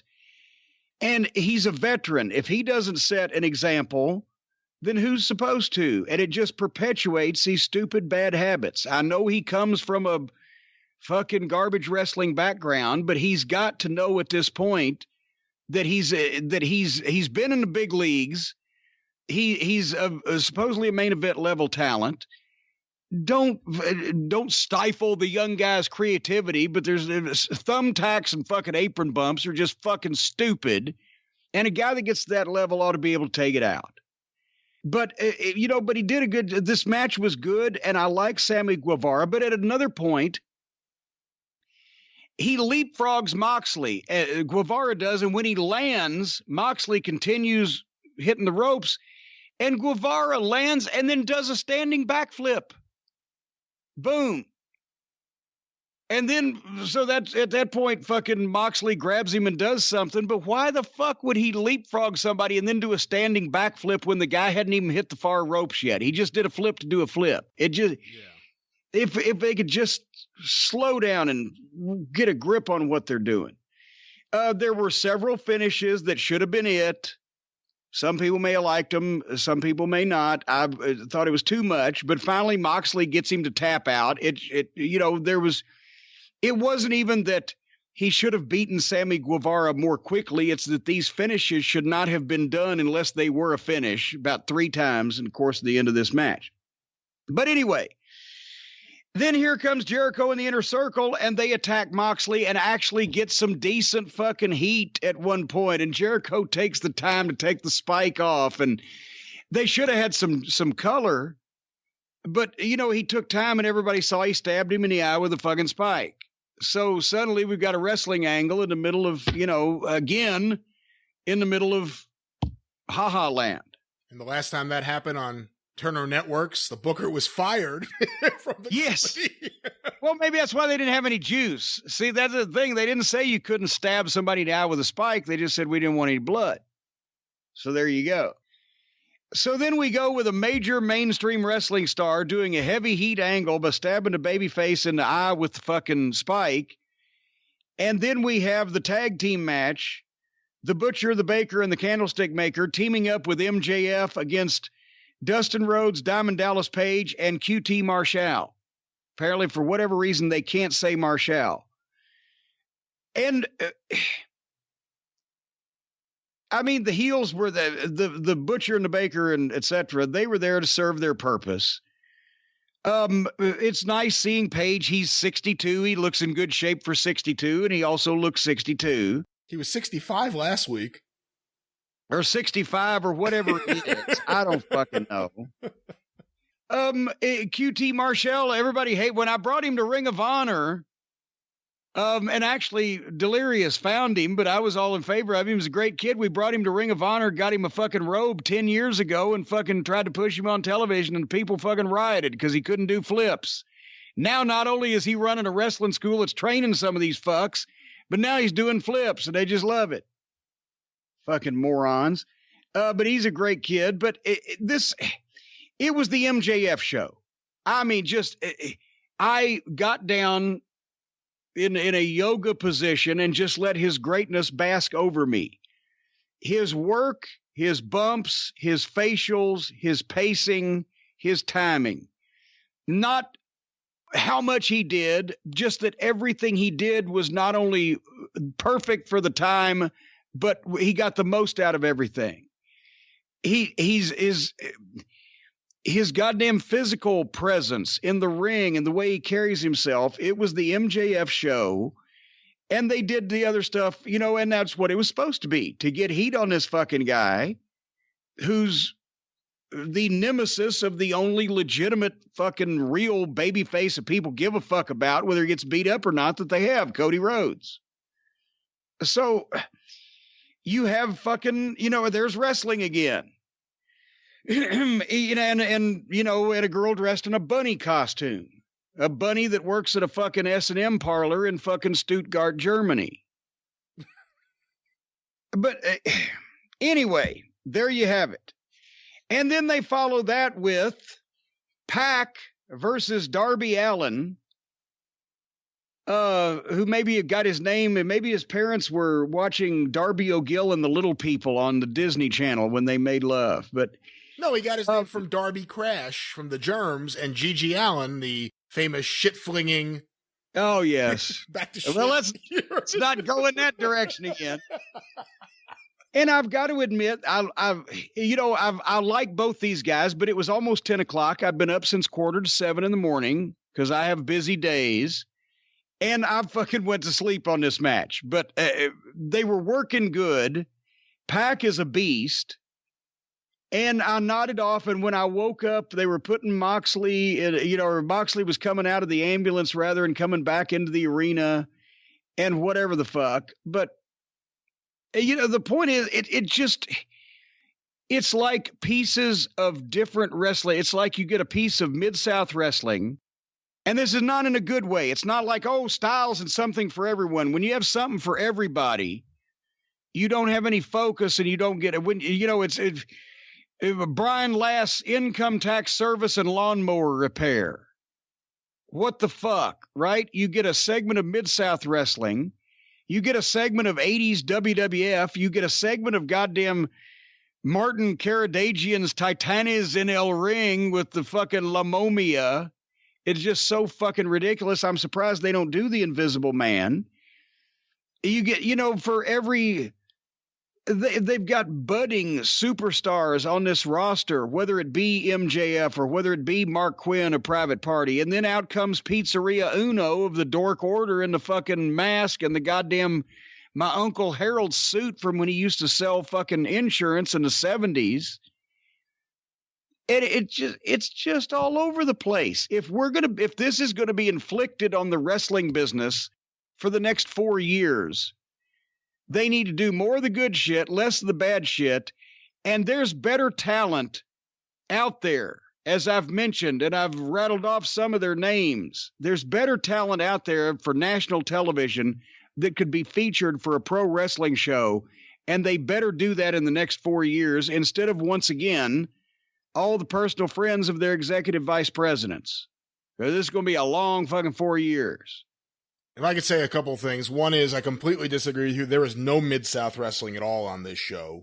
And I don't mean this particular show. I mean, when they did, like, for example, with the stuff with Cody and Dustin, it was so good. They can do a great wrestling segment, and then they can also do this incredible gaga that's just bleh. It's like 1990 to 1992 WCW. It was not really good overall, but there was always good stuff on the card. There was lots of bullshit. There was Trucker Norman.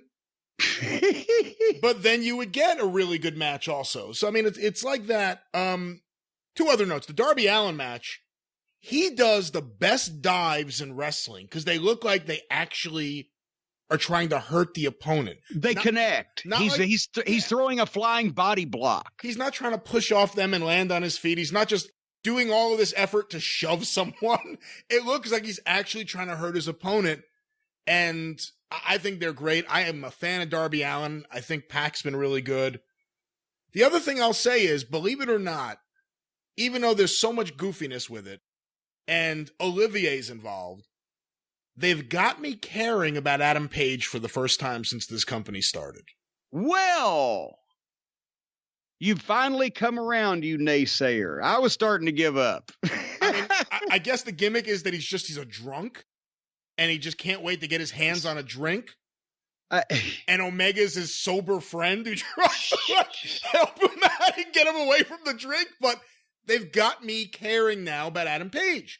Now I wish he wouldn't do the same moves in every single match, but now I do want to see where they're going to go with him, and even where they're going to go with him and Omega. If they keep them as a team, and it certainly seems that way. It's been 3 or 4 weeks in a row where they've teamed up, and now they have that little bit of a dynamic where Adam Page is kind of the drinker of the two, and Kenny Omega just wants to go home and play video games, wants to get on his Sega. I do care. I want to play with my Sega. I am now interested in where they're going with Adam Page. So that's a turn good from where things have been. So there's one of you. There's one of you. Because and just real briefly on NXT, I've watched the shows last couple weeks, and as I said, I zipped through last night's. Keith Lee's incredible, but that's the thing.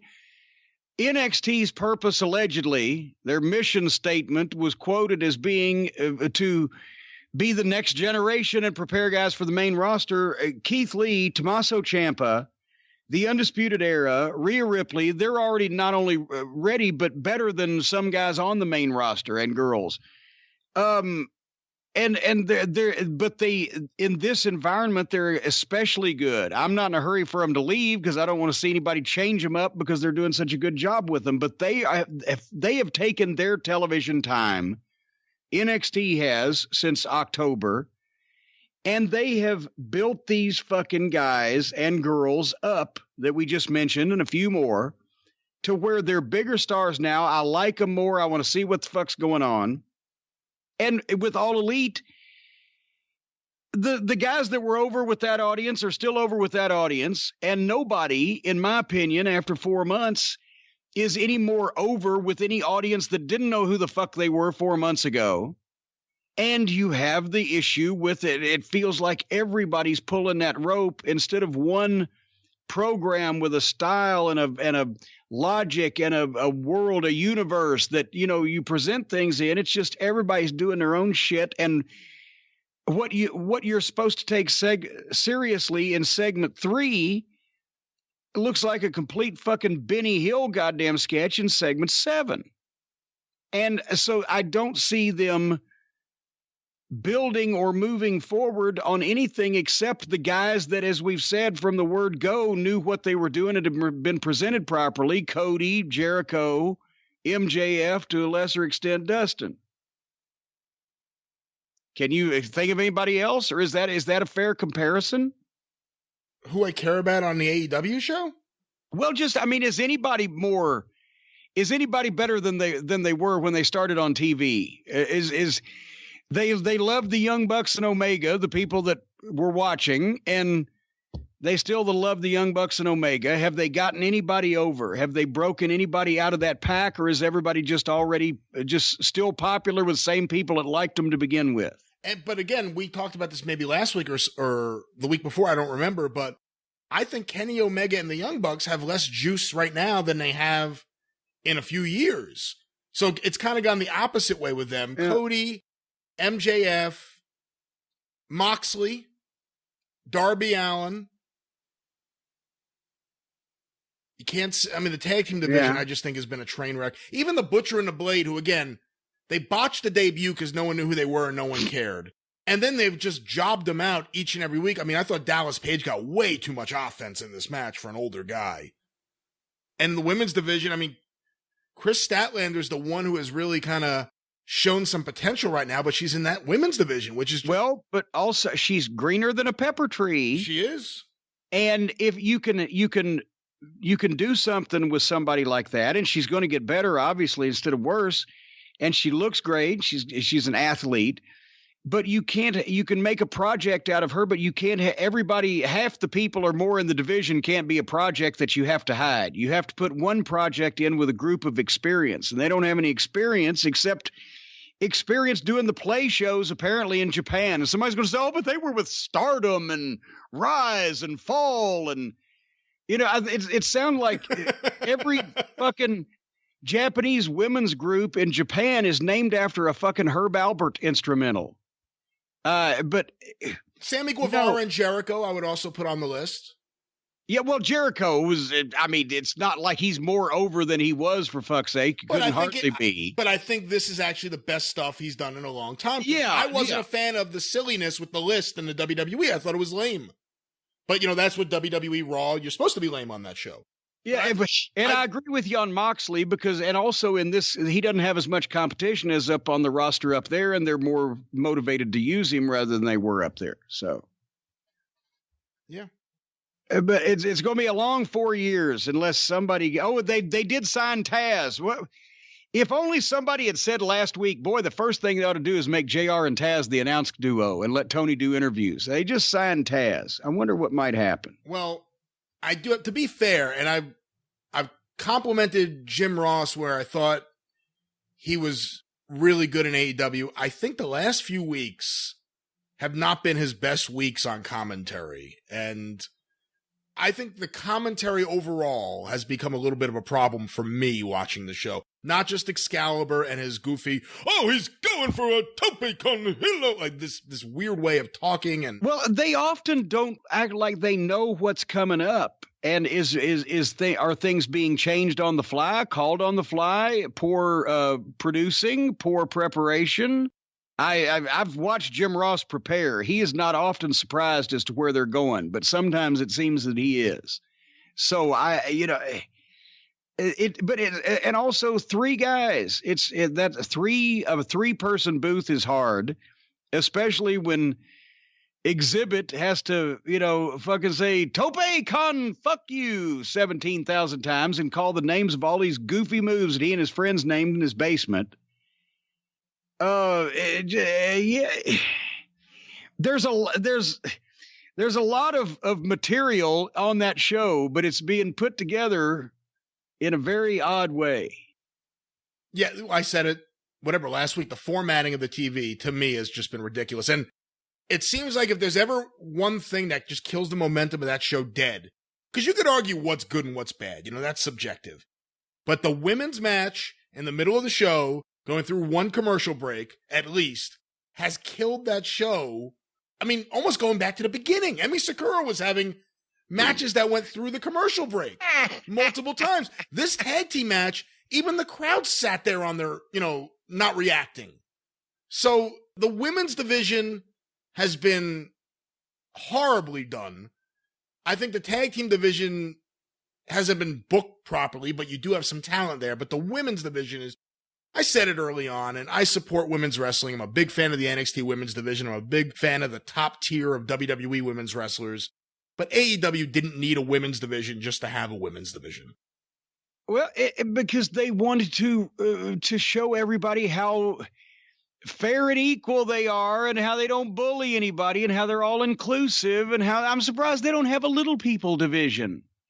Or even like when Nick Goulas used to have a fucking match, he'd trot out every now and then. Because, they were booking out of Nashville, they were booking 3-4 towns a night, every night of the week. So they're running 30 fucking shows, right?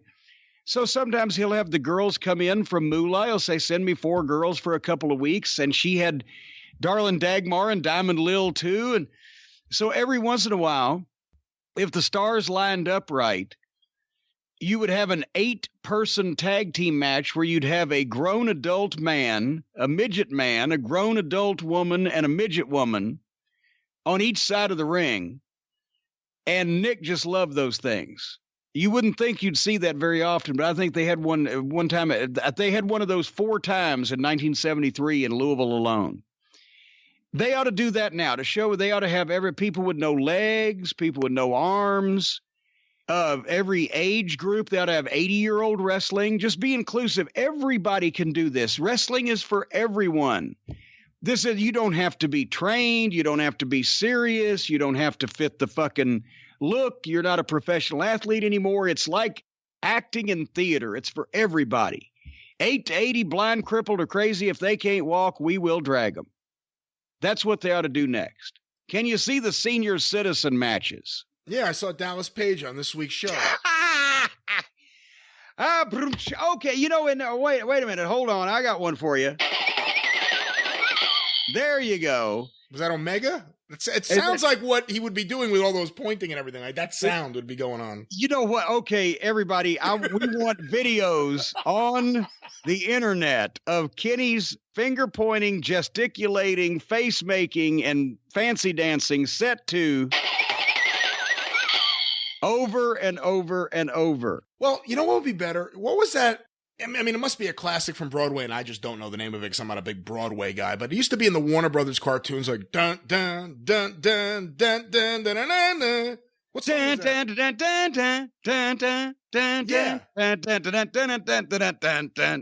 would go perfectly with Omega's, his little leap, his jump, his pointing, his fingers. That song, someone do that. That song with Omega. I don't know what the name of that song is, unfortunately, but. Well, Howie, you don't know the name of that song. Well, for that, I'm not going to tell you. Do you know the name of that song? Of course I do. That's fucked up. But I'm not going to tell you. I'm not going to tell you. Dun, dun, dun, dun, dun, dun, dun, dun, dun, dun, dun, dun, dun, dun, dun, dun. Or even Michigan J. Frog. Hello, my baby. Hello, my honey. Nah, it doesn't work as well. All right. Anyway, so that was Wednesday. We're gonna next week we'll give more attention to it because we got Bobby Fulton still coming up. Holy fuck! And we've had Stephen P. New. And one more thing before we go to Bobby Fulton to hopefully play us out, Johnny, in the proper frame of mind. What are you doing over there on your branch of the broadcast this week? Well, hold on. Let me crumple up my NXT notes that I took for no reason. Oh shit! I forgot. God damn it. We still haven't talked about. We haven't mentioned anything other than you putting over the guys you like on there. Oh, fuck it then. Well, in that case, I'm hungry. We got to go. I'll just say this. To me, it's no wonder why AEW won this week and won last week. I don't think NXT's putting on shows as strong as they did a month ago, 2 months ago. There are things on that show that are fantastic. The Undisputed Era are my favorite thing in wrestling. And unfortunately, sometimes in between their segments, there are matches I just don't care about or something happening I don't really need to see. The promos being overly scripted and coming across fake and the delivery being fake is still a problem. There was a backstage promo, Kathy Kelly interviewing Rhea Ripley, and I'm a big fan of Rhea Ripley. But, she's looking in a weird direction. She's delivering lines that don't sound natural. And I don't think it's necessary. Keith Lee, the opening segment with him getting hurt, again, it wasn't one of his strong promos. It came across like he was saying words that were given to him. But later on in the show, when he body checked that one security guy through the hedges. Out in the parking lot. Yeah, out in the parking lot. But when he fired up there, that was fantastic. And once again, in the mix, the Undisputed Era. So they're great. Now they got Tommaso Ciampa and Gargano going to team up again to get in the mix. If somebody could just transplant a facial expression onto Gargano's face, he's wonderful, but it's just the same thing every time. But no, I agree with you in that there's a wide disparity. Well, there's a wide disparity in both companies between the top guys and just the average guys. But with NXT, more of it, because it's all professional and none of it is being really overly silly or stupid, but it's just there rather than standing out for one reason or another. On AEW, something stands out, either because it really fucking stinks or it's really good. On NXT, it only stands out because it's really good. It's never really stinks, but sometimes it's just there. How much of NXT did you watch? I just zipped through to see the Keith Lee stuff and anything that, basically that whole running thread there. And I can't wait to see Keith Lee and Roderick Strong again. Yeah. Because they work so well together. Did you see that Robert Stone, I think that's his name, segment where he was walking to his car with Chelsea Green, who was one of the tweeters at Tessa Blanchard, it turns out, I think last week? I did not. I don't know Mr. Stone. I need you to see something with him whenever they do something. I could be wrong, but I think they have a character impersonating Tony Khan. So if you haven't seen it, I'm not going to say anymore because someone will say, oh, no, you're wrong. It's something completely different. It came across to me like a Tony Khan-based character. But we'll see what happens there. One question I do have about NXT, because they had the reuniting of the tag team of Kushida and Alex Shelley. And Alex Shelley was a guy years ago. I mean, it has to be over a decade ago. I was high on. I thought he was really good. In TNA, they kind of elevated him a little bit. He was with Nash and Hall and hanging with them as opposed to like, them, not putting him over or whatever. But he was like part of their little crew for a while. He has a personality. He's good in the ring. Why hasn't he become a bigger star in American wrestling? Do you know? I can only speculate in an unlearned fashion, because I was a big fan of his and Chris Sabin's when they were the Motor City Machine Guns, Ring of Honor, and TNA, and they had good teamwork. They did a lot of stuff, but they were still of the era then where if they were going to do stuff, everybody still sold it, even if they didn't sell it long enough. They still sold it, and it's supposed to look good and be complicated, but still not with a ridiculous level of cooperation. They were and they really worked hard. And they were a good team. Sabin blew his knee out, I think, like twice in a 1.5 year period, just badly. I think Alex, and those are not their real names. And they used to call each other their real names in like we're having the finish meeting. And they're saying, well, Pat will do this and Joe will do whatever. And I'm like, who the fuck are you people talking about? Because I wasn't used to that. You don't call guys by their real names. That was that generation. But anyway, I was a fan of theirs. They got even though Nash and Hall were palling around with him, it's still, you always knew that what the pecking order was. They never really did anything with that generation of those guys and that level of those guys to break them out of the packs they were in. And sometimes I'd give Jeff Jarrett my thoughts on the show. And when it'd come to the X Division match, I'd say, well, it's the same fucking 6 guys you beat the fuck out of every week, plus somebody with personality, one person in there or whatever.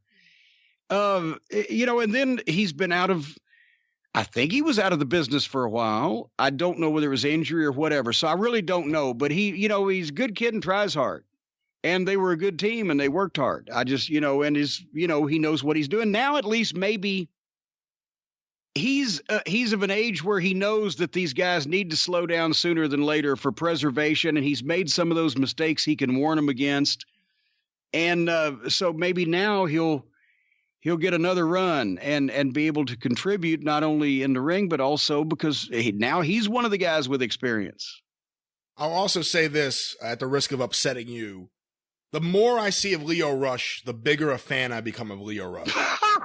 He is, even though he's a smaller guy, he is really, really, really good. And Angel Garza, even though he was just on commentary, he exudes something. He's really good. It's a shame that they kind of haven't been a focus on TV for a few weeks now, but Leo Rush I enjoy him in matches. He can do everything. He can talk, and he's got the facials, and he can work. It's the size. I still think you can do shit. I just can't buy him as a competitive wrestler.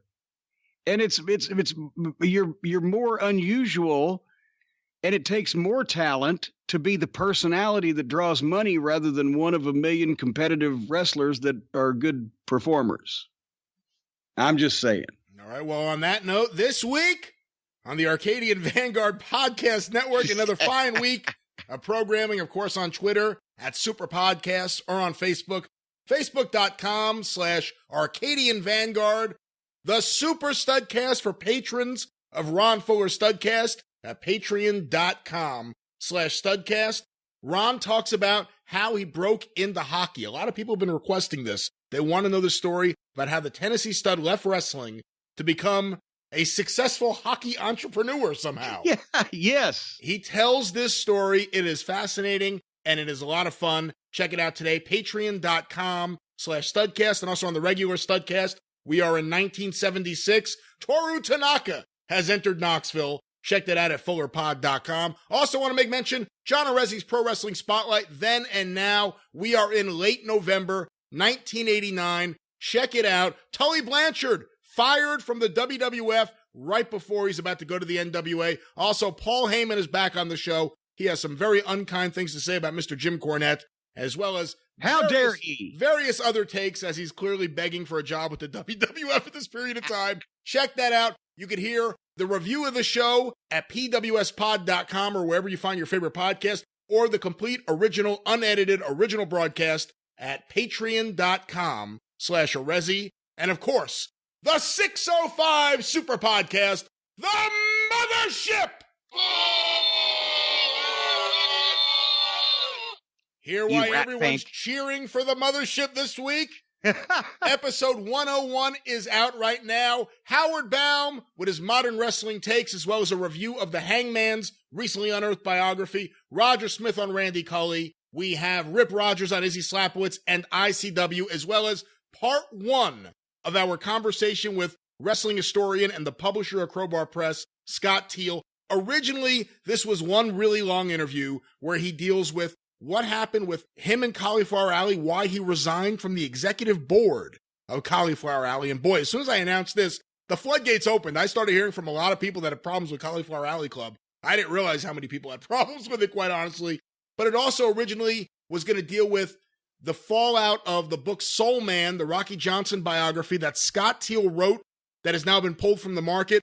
Unfortunately, Rocky passed the day that we were going to drop the show. So that portion of the show was edited off. It wasn't the right time. It will be on episode 102. But hear the rest of the interview with Scott Teal right now at 605pod.com or wherever it is that you find your favorite podcast. And I want to make mention, before episode 102 comes out, we have recorded several segments, and we have also tracked down, I can't believe we got some of this stuff, some truly rare audio, and hopefully everything will be here in time for the show. We're doing a special on Pampero Firpo, where we're going to look at his career in various places from Hawaii to Detroit to New York to Japan and so much more. 605pod.com are available wherever it is that you find your favorite podcast. We're going to have some audio on here that has not been heard since it originally aired as far back as, well, at least 1972, possibly as far back as 1968. So check that out. It'll be coming at you in the next several days. Oh, you found another treasure trove of stuff, and now you're going to be greedy and not let anybody else get in and share, aren't you? No, I'm going to play it on the show and let everyone hear it. But we can't have any of it. What do you mean? We can only hear it, but we can't have it. What is it you're asking? Yeah, I want all your master tapes. I want them, and I want them now. No. But anyway, yes. So listen to all those fine programs. And I should mention right before we go to Bobby Fulton that if you want to see me in person this year, your opportunities are few and far between. We're going to talk about one of them, March 14th in Ohio with Bobby in a minute. And the other ones are the last weekend of March. What are those dates? 26 through 29, I believe. LexCon in Lexington, Kentucky at Rupp Arena, Lexington Center, the big Lexington Comic and Toy Convention I'm looking forward to. We're going to have a bunch of stuff out there. And then also, of course, Charlotte in August. We've got plenty of time to talk about that one. And otherwise, I'm going to be in the house. But I'm leaving in the middle of cold weather, even for the guy that we're about to bring on. Brian, can we hook up the apparatus and get Bobby Fulton on the phone? All right, everybody. Well, we told you he was going to be on the program to talk about a bunch of things. And sure enough, we keep our word every once in a while. Here he is, formerly of the Fantastics, now the head honcho of World Classic Professional Big Time Wrestling in Ohio, the one, the only, the incomparable, Bobby Fulton. Bobby, thank you for being here. Jimmy, thank you so much for having me on. It's always a pleasure. I go everywhere. I don't care if it's a one-horse town. They talk about Jim Cornette, must really like you. And I said, really? They said, yeah, he talks about you all the time. I said, I hope it's good things. Well, most recently, I've been telling everybody that you have forced me against my judgment to leave the castle in March. It's going to be cold. Yes. I know it is. You're going to make it cold specifically for me. Couldn't, because it's going to be hot in the new building in Circleville. They built it. You stunk the old joint out so bad. Your shows so many years. They built a brand new one for you. I'll tell you what, it's a beautiful building. As a matter of fact, they're on the fairgrounds in Circleville. It's the Heritage Center. This is going to be a spectacular event, Jimmy. You know, even Stephen P. New couldn't get you off the hook this time. As Abe Vigoda said in The Godfather, can you do me a favor and just get me off the hook? Even Stephen P. New couldn't get you off the hook. We're excited that you're coming, Jimmy, because it's a great big event. Tons of stars. Not only, it's a great place. You know, I was thinking about this earlier, Jimmy and Brian. This is a great event to bring your grandkids to show them the wrestling and the wrestling stars that you grew up on. And it's just going to be a historic event, a monumental occasion. And I can say that even after the radiation and the chemotherapy, so I'm not doing too bad. Well, hey, you know, that's what I've talked about before with some of the fan fests, and down in Charlotte, we always have fun. It is especially in the Carolinas and the places like the Midwest and the Tennessee that had a real strong wrestling tradition. Mm-hmm. A lot of people bring their kids who have never had the chance to see these guys in person before. And you know, and the kids have seen YouTube or whatever, but then they get to meet them in person. And I mean, it's going to be, right now, that is the only Midnight Express reunion that I've got booked for 2020. Me, Bobby Eaton, and Dennis Condrey are going to be there. But also you got the Horsemen, JJ, Tully Arn, BW, Barry Windham. Yes. Other Horsemen. Did you get Mongo McMichael? No. Were you able to get in touch with Mongo's? They couldn't get him. But no, it's a Horseman reunion, the Midnight Express. Mm-hmm. Who else is going to be there? I can't even, I of course didn't prepare at all for this, so I don't have a list. You're fine. You're fine. We've got Raven. We've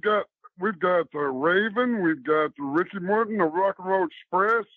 We've got Nikita Koloff, Kevin Sullivan, Chase Owens, Ernest Miller, Missy Hyatt's going to be there. You know, Buff Bagwell, the Sandman, Wildfire Tommy Rich. You can't hardly talk about Ohio wrestling thinking about Georgia Championship Wrestling than back in the days of Wildfire Tommy Rich. Road Warrior Animal, Shane, Francine.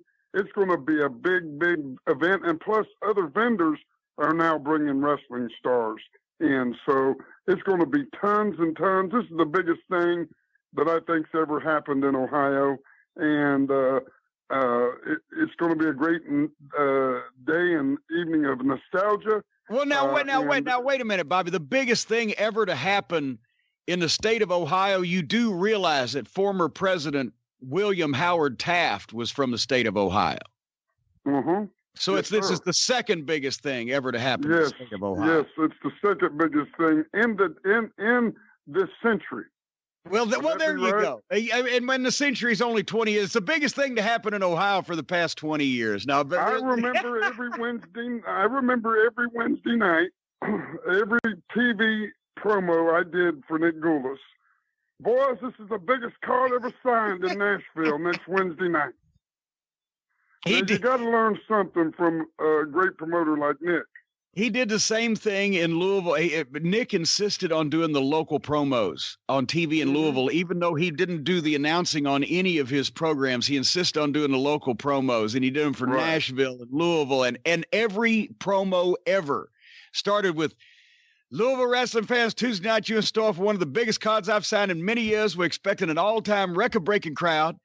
Get your tickets early. And he would do the promo for the guys, and he just talk endlessly, but in that weird accent of his. But you know, that's the thing. Talking about the Fan Fest is not only to the people like us, you know, that were wrestling fans back in those days come, but they bring the kids. You've got a couple of different generations, and you mentioned a lot of people wouldn't think of, when they think of Ohio wrestling legends, they wouldn't think of Tommy Rich, but Tommy Rich was at one point the biggest babyface in the state of Ohio when Georgia had just come up there off the cable and took over. Right. And people don't realize that at that point, because Ohio and Michigan had really been dead for a few years after the Sheik, they were waiting for that good wrestling product. And those guys were bigger in Ohio and Michigan and parts of West Virginia than they were in Georgia. Yes, sir. Yes, sir. I mean, he was a household name, and him and his matches, of course, with Buzz Sawyer and all the other feuds he had. Tommy Rich was the go-to guy as far as he was a babyface's babyface, and still, I think a lot of people would have a lot of things to learn from him, young talent, on how he was in wrestling. You know, he's a tremendous asset, and he's excited about coming up to Ohio. You know, like he said, he's been to every town, city in Ohio, because years ago, Jimmy, a lot of events was done in the major arenas, but also in the smaller towns as fundraisers. Yeah. To help local groups raise money. So it was a great tie-in to the community, a way of giving back to the people that supported us by watching the TV product, by coming to the major arenas and stuff like that. And it's just like what we're going to do here. We're helping out for this particular event, March the 14th. We're kind of partnered up. I don't, if that's the word to use. Working in conjunction with. Survivors. Yeah, working in conjunction with. Yeah. I like that. Yeah. But Southern Ohio Survivors, because what we're doing is helping people be aware of their organization, which they're a organization here in South Central Ohio that help raise funds for people that to get to their appointments for treatments if they got to stay in a hotel, help offset costs for that, and just help the general public on a more ground level, boots on the ground type situation than perhaps another organization would do. And that's why we've asked them to let us try to help them in some way with awareness, also financially, and things like this through this event. And that's the Southern Ohio's Survivors, and it's .org. If anyone wants to look it up and everything. And we're really trying to do a good thing here, not only with the wrestling and seeing a lot of great fans and a lot of great friends and seeing some great action and doing the meet and greet, but also with this particular organization as well. Well, and I'm glad you were on, because last week I mentioned it. I couldn't remember the name, of course, because as I mentioned, I do absolutely no preparation. But I'm donating my payoff for the night and the proceeds from the pictures on the meet and greet. And like you said, what they do is for people, because, you know, in Ohio, there's a lot of rural communities, is farmland, and people in the rural areas that have to go to Columbus or Cincinnati or whatever case it may be for their treatments. If they don't have somebody that can take them, or they're elderly, or they can't afford it, or they got to stay overnight, like you said, or whatever, these people are helping them get rides, have funds to make their treatment appointments. And we've done the American Cancer Society fundraisers in Dennis's honor with pictures and stuff over the past year. And now for this event, I'm at least working along with you in conjunction with these folks, and they do a good job right there in the Southern Ohio area. But you mentioned and I'm breaking my rule now. I'm breaking one rule. I shouldn't go out in public in the cold weather because I'm frail and old these days. But I'm doing that to come up and do this. But also, this is probably going to be the only time this year that I'm actually president. That I'm actually president. Brian, take two. That I'm actually present where live wrestling matches are going to take place. You're going to have the Fan Fest is during the day from 11 to 5, and then some live matches that evening at the Heritage Center in Circleville. And what is your website again? Tell me the website. It's WCPBW.com. World Classic Professional Big Time Wrestling is abbreviated as WCPBTW.com. Yep. Right. And Facebook is just at WCPBTW. But hey, we talked about the new building that they've built up there, and the old place. Actually, the last time I was there, it was right after a tornado had come through and did over $3 million worth of improvements to that old place. But you said the grandstand is still there at the fairgrounds in Circleville, and who raised the money, or indirectly or directly? You were telling me who raised the money to build the grandstand at the fairgrounds in Circleville, Ohio? Well, I look back through the Circleville Herald years ago when Al Haft was the promoter in Ohio, and they were having events to raise money for the grandstand, and Buddy Rogers at that time was the big star, so he was one of them. Of course, the rest of the card was part of it too, and all the stars. But Buddy Rogers was a big fundraiser for that fairgrounds, for the grandstand there. There. So to me, that's really another piece of great history that's not gone, because of course in that building, Jimmy, I gave you that program from 1949. They had wrestling there, and I mean, it was just a great arena. It's just a great area, because I also looked in the papers earlier, and they used to say you can go down to the jewelry store and see the drawings of the people that will be on the card. And I thought that was really neat. That was before there was local TV. They had radio publicity and newspaper and do whatever they could. And I think it's when you think about it, and that building, by the way, the old place in Circleville, yes, Buddy Rogers and all the old Midwest stars and guys from the 40s had wrestled in that place. And I don't think they had actually cleaned the bathrooms since then. Buddy Rogers had shit in that building. I don't want to go any further, but anyway. But yeah, the thing is, you don't know how many school buildings of the 50s, 60s, 70s, and 80s, whether it be ball fields or whether it be, actual, school gyms. In a lot of cases, those towns raised the money to do that in large part, build those buildings or make those fields or whatever, from having wrestling matches. Because like you said, it was the only live entertainment that came to those small towns, and it could come back repeatedly. And it did draw money for, years and years. So we don't know how, if there was a wrestler's name like the Buddy Rogers grandstand on every little small town facility in America is built over the last 50 years, I bet you they'd have most of them.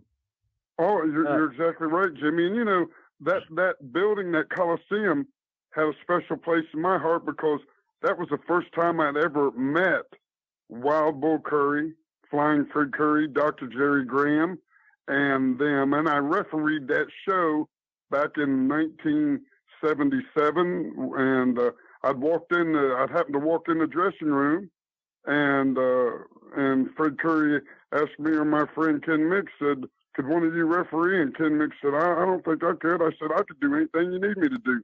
So that night, I was the referee and refereed all the matches.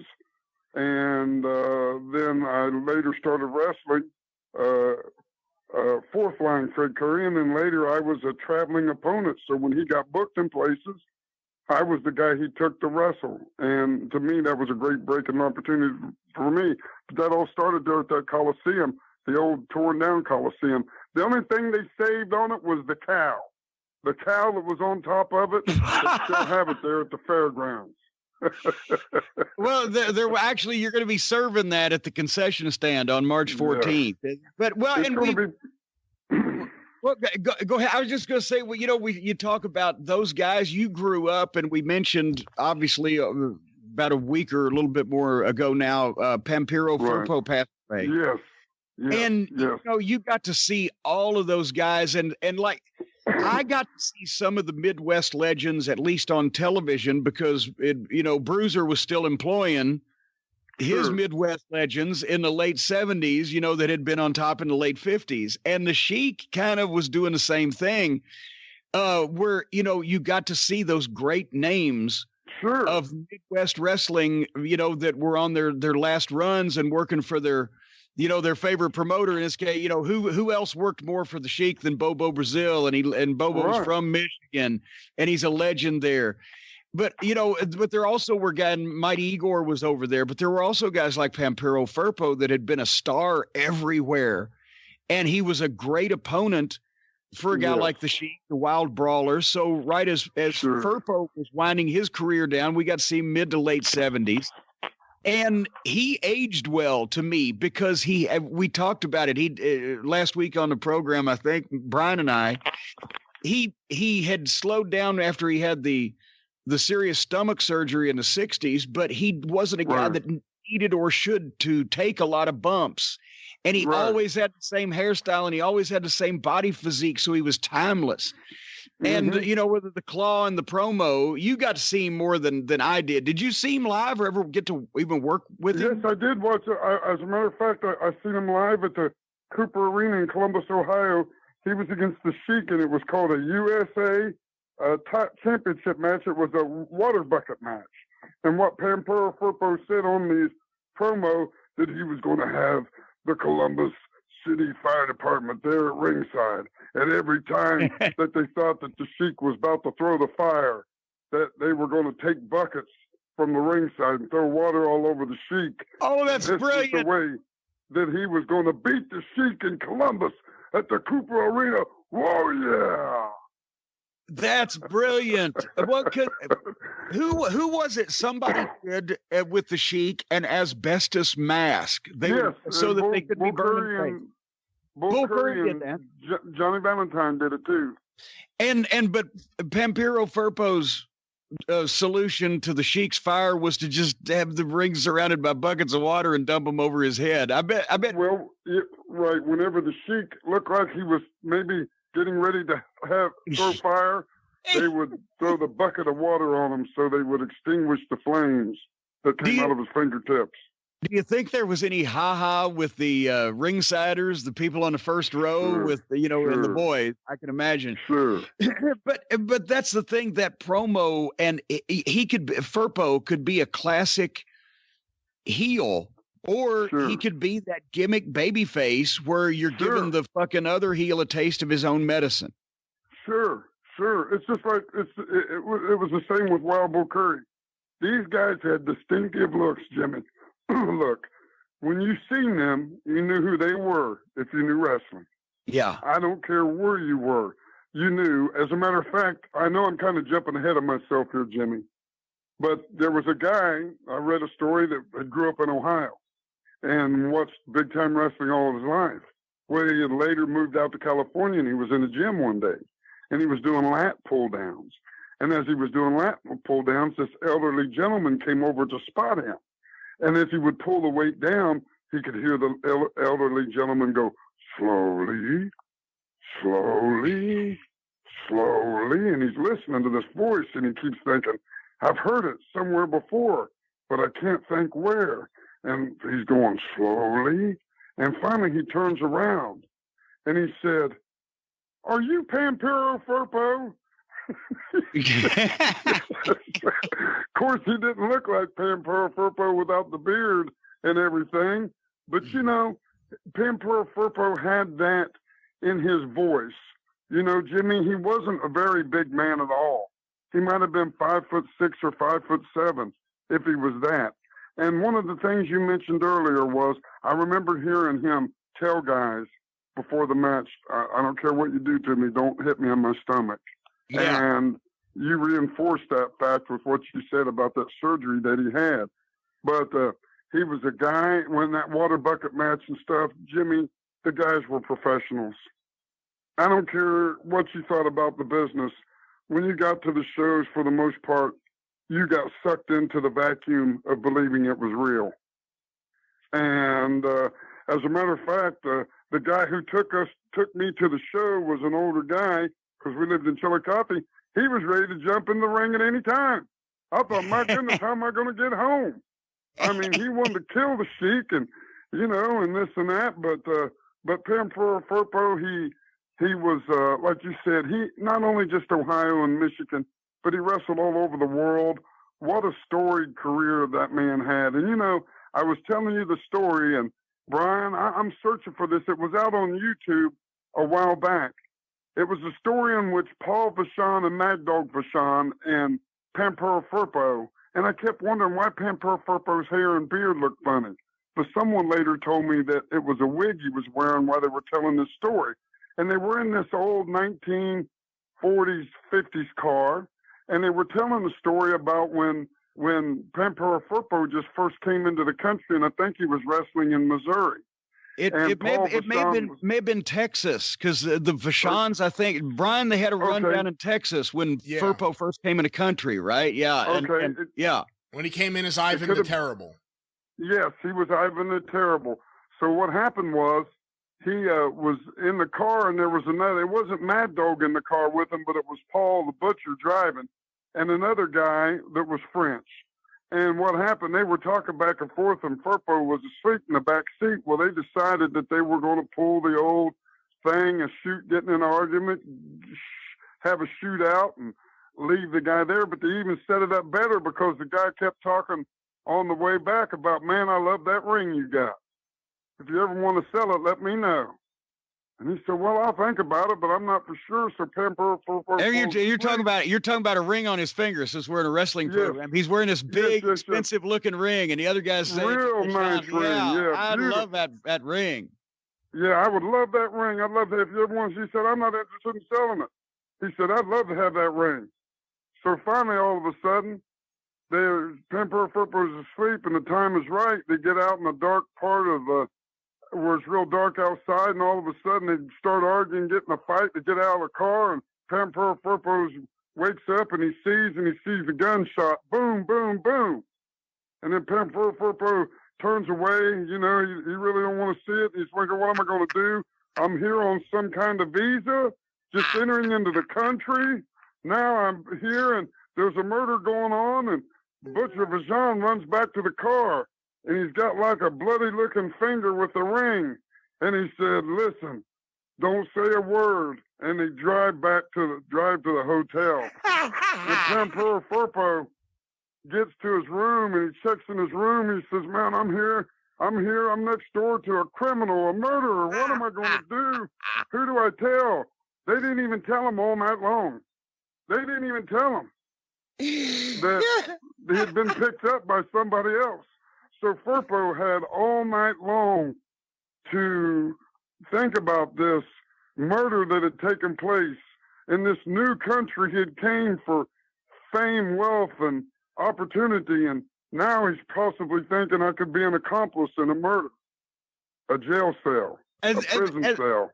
As a matter of fact, if I do a second edition of Behind the Curtain, because that's the Fargos and the Hitchhiker is in Behind the Curtain, available at JimCornette.com, folks, best-selling graphic novel. But if I do that's really good, Jimmy. I like that. Because they took it even better. What do you remember? This is off topic, but do you remember hearing the story of when the lady that worked in the office for Nick Goulas and Roy Welch down in Nashville, Nina Bond? They used to play pranks on her, right? She worked in the office when Christine was there, and then Nick and Roy's office. You had to go through Nina to get to Nick and Roy's office, and apparently and Teeny's was over to the side or whatever. But the boys used to just mess with Nina Bond. So apparently, and she's the one that they baked the X-Lax brownies for. Oh God! And there was no bathroom on that floor of the Sam Davis Hotel. Right. You had to get in the elevator and go downstairs one level or whatever. So they said that she left a trail all down the hallway and a big stain in the elevator. I knew this show was going to degenerate to shit before too long anyway. But anyway, one day Sam Bass and Roy Welch get in a beef. Sam is coming to the office and gets hot and wants to see Roy, and you hear the yelling about his check or whatever, and then you hear bam, bam. And Nina Bond runs in the office, and there Roy Welch has shot Sam Bass. And they're laying on the ground. Right. And Roy looks at Nina and says, I need some help. And they get it. Roy picks Sam up and is carrying him, helping or whatever. And they go to the service elevator to Sam Davis Hotel in Nashville. And they go down the back, and Roy Welch dumps Sam in the dumpster and says, don't say anything. And so when they go walk around front and go up the goddamn regular way, right? Well, Sam sees run around the corner, jumps out, and goes back to the service elevator. And when they got back to the office, Nina walks in, and there's Sam's dead body in her office chair behind her desk, laying over with his tongue hanging out. And she's screaming, oh my God! Oh my God! But anyway, when I saw you at the show they did in Knoxville in December that Sigmund and everybody held for Bobby Eaton, we were talking about that these stories that the guys tell are different than other people when they get together, haven't seen each other in a while, or it's a high school reunion or whatever. You and Bobby were talking about how you'd given each other concussions and variously helped each other. There was the time that Bobby Eaton couldn't hear out of his right ear properly for about 5 years, and then you fell on him, just fell on his head, just fell on it. You kicked him. That's right. You kicked him in the side of his head so hard that it cleared his fucking hearing up, and he thanked you afterwards. Yes. He has called me, because we had the kayfabe. Me and Jim, me and you talked a lot, and we watched TV and eat pizzas and stuff. But Bobby called me and said, "Bobby, I want to thank you so much. How much money do I owe you?" I said, "What for?" He said, "Well, you kicked me so hard in the head the other night. My ears started draining. I hadn't been able to hear it in years, and now I can hear real good." And I thought, well, that was just one of them Bill Dundee working kicks.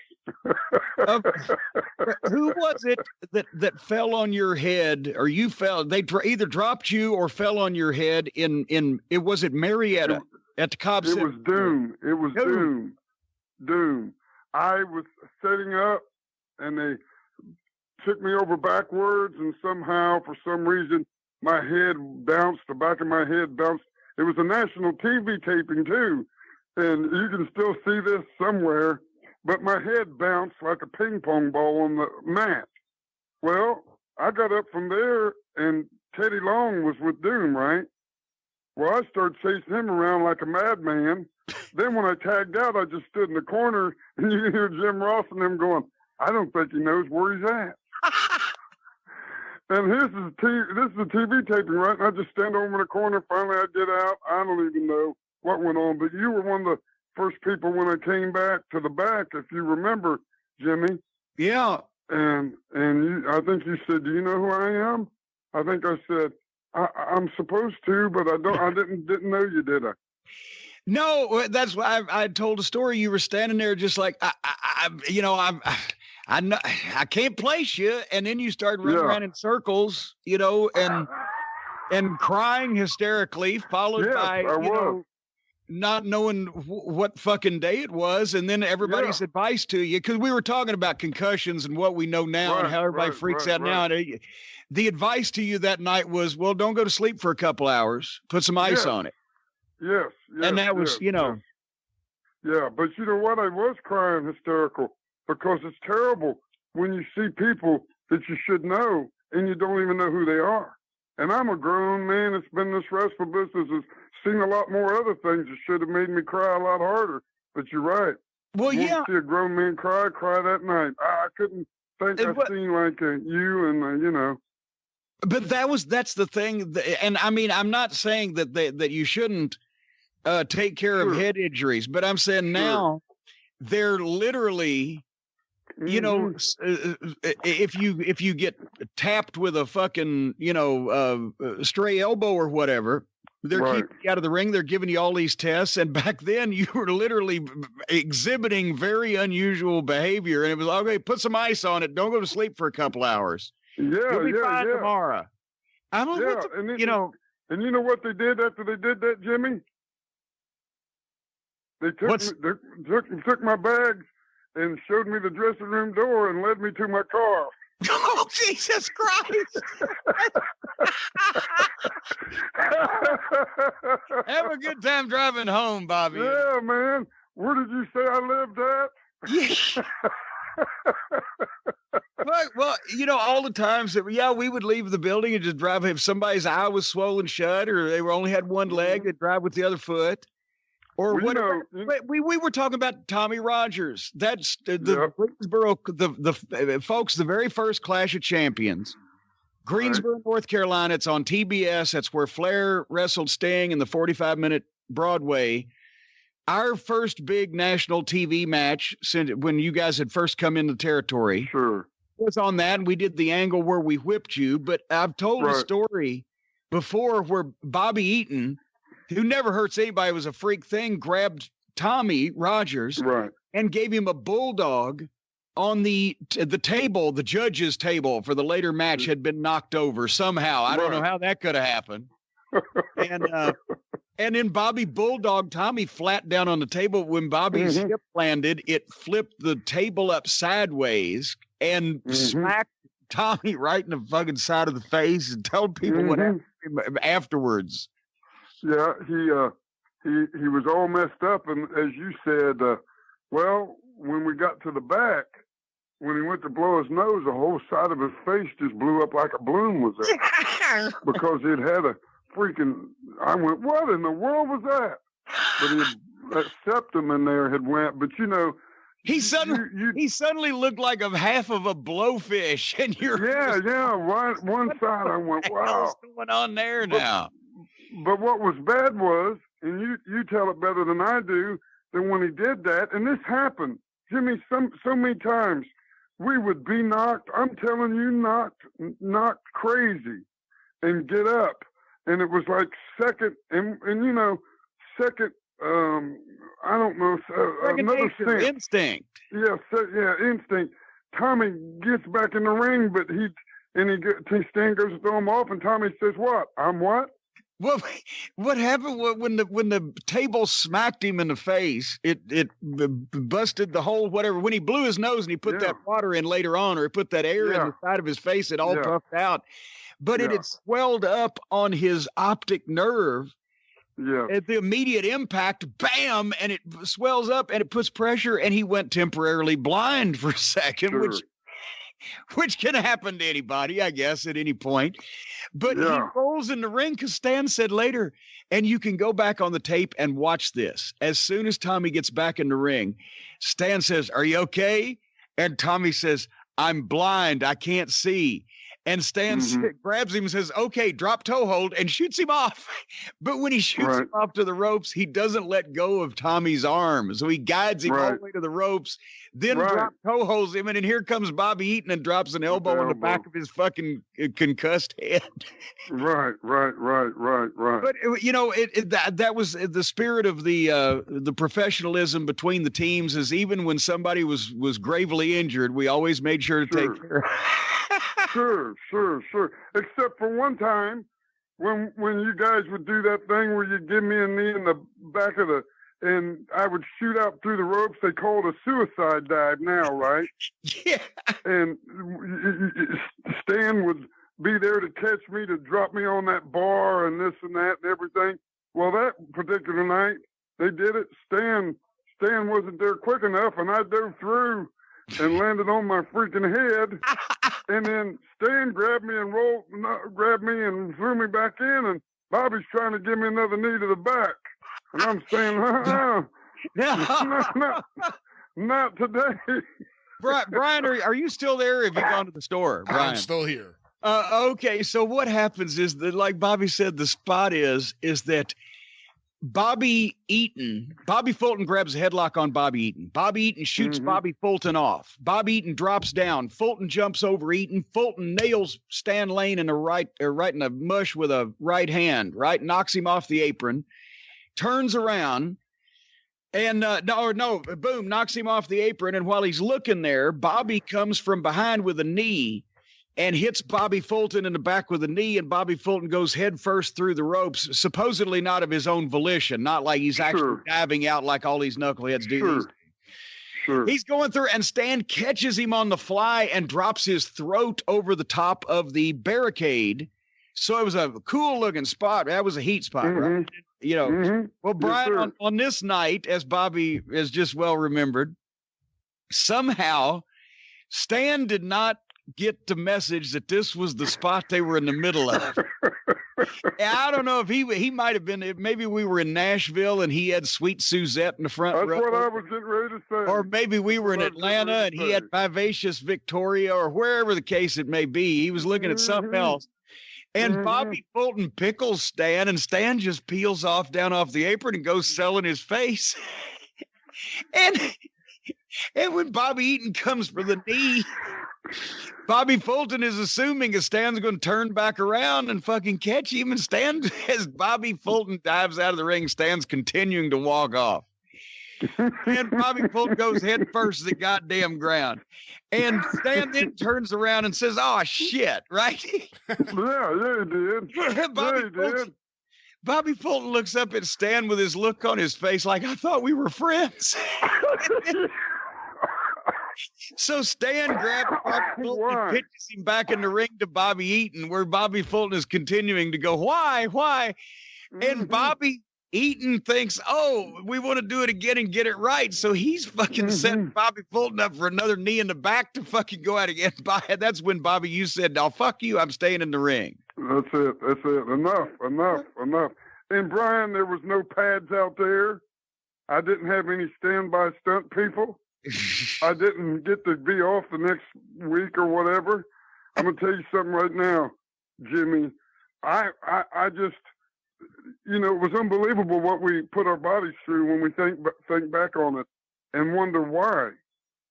And thank God that I can remember you're my friend after all that. Well, thankfully you can't remember many of the things that I've done. I think maybe I gave you a concussion or two. But now here's the thing you told me that I find it hard to believe that as you have been going to the doctor recently and having some checkups and everything, they gave you a brain test and they examined your head and they found nothing. Is that what you're saying? Hold it. Is that an insult? Well, no. You told me here not long ago on the phone that they said there was nothing wrong. They found nothing. No. There was nothing wrong with you. Yeah. My brain, I have no damage whatsoever in my brain. But from my eyebrows down to below my collarbone, I'm a wreck right now. But my brain is great. I don't have no damage, nothing whatsoever. My hearing is impeccable. You're telling me that you've been acting like this naturally all this time. Yes, and I never partook in drugs and stuff like that. It's like Pampero Firpo said, "I never smokes, I don't drinks," but I never got into any of that stuff. But my mind is clear, crystal clear. But your shoulders, your neck, and throat are shot. Yeah, and one of my eyes. And one of your eyes. Yeah. It's weird, just in that little area. But the rest of me, I'm as good as I got another 60 years. Well, just have the doctor remove that 12-inch area, and you'll be a little shorter. But you'll still fit right in with the size requirements today. You don't. Hey, you know what? I am a giant with the size requirements of today. You're like a big bully. I walked in and I'm going, oh, really? I said, here I walked into dressing rooms with Nikolai Volkov, Barry Windham, all these guys, Crusher Khrushchev, you name it. The big cowboy Bill, all the guys. Oh, well, when we went to Louisiana, it was Land of the Giants. There were Ernie Ladd was the booker at first when we got there, and Nikolai Volkov and Crusher Khrushchev, Barry Darso and Butch Reed and Hacksaw Duggan. And my guy, it was like, what the hell has happened? But your brother Jackie got all the height in the family. Got the height. As a matter of fact, I told him last night, Jimmy, we had a chance one time to, they came to us about going to WCW, me and him full time. And I told him it was his time when we were still going to Japan, Tommy and I looked some, and I told him no. And I look back on a regret. I wished I'd have done it because with Jackie, he could throw just as good as a drop kick as Tommy Rogers. He was less experienced, but he had a little more size that would have been to our team that would have added some good flavor to us. You understand what I'm saying?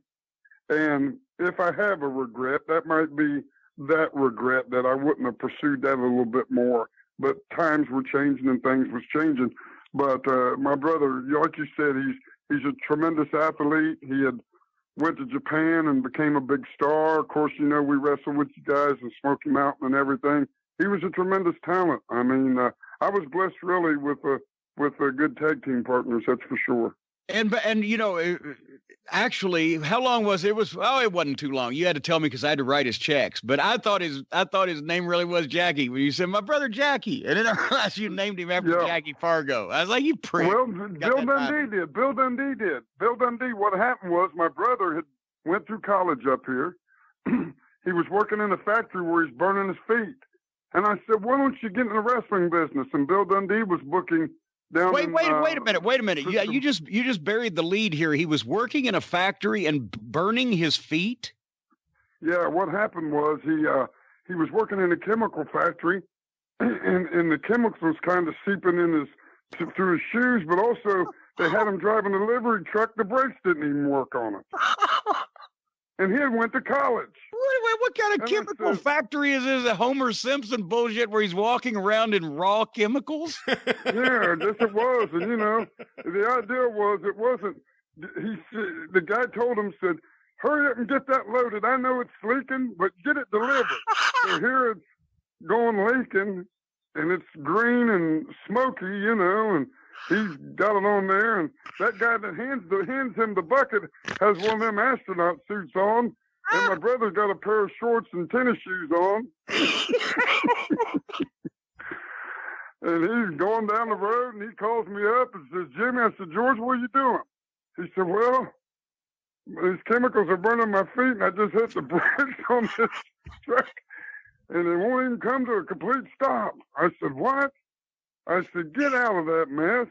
I called So you got him in the wrestling business. Yeah, hold on. So let me tell you the biggest rib on my brother.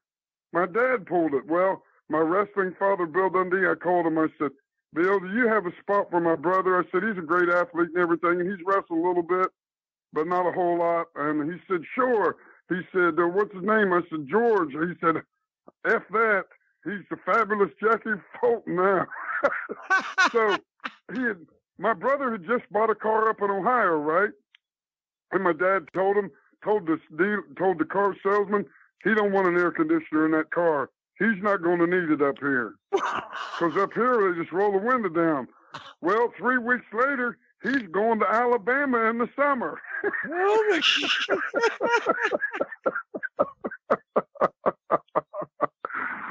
So, a regret of no air conditioning in the car in Alabama in the summer.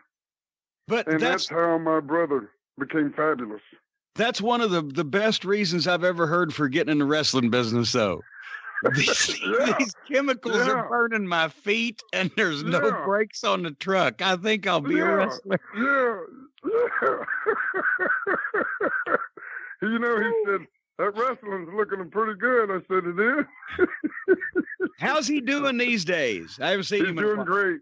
He's doing great.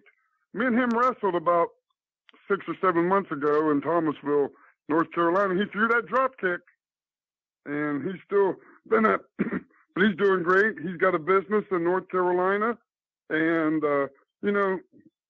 Jimmy, he was really blessed to have a great run in Japan and everything. And he was a tremendous athlete and got over there really strong and everything. But he's doing great.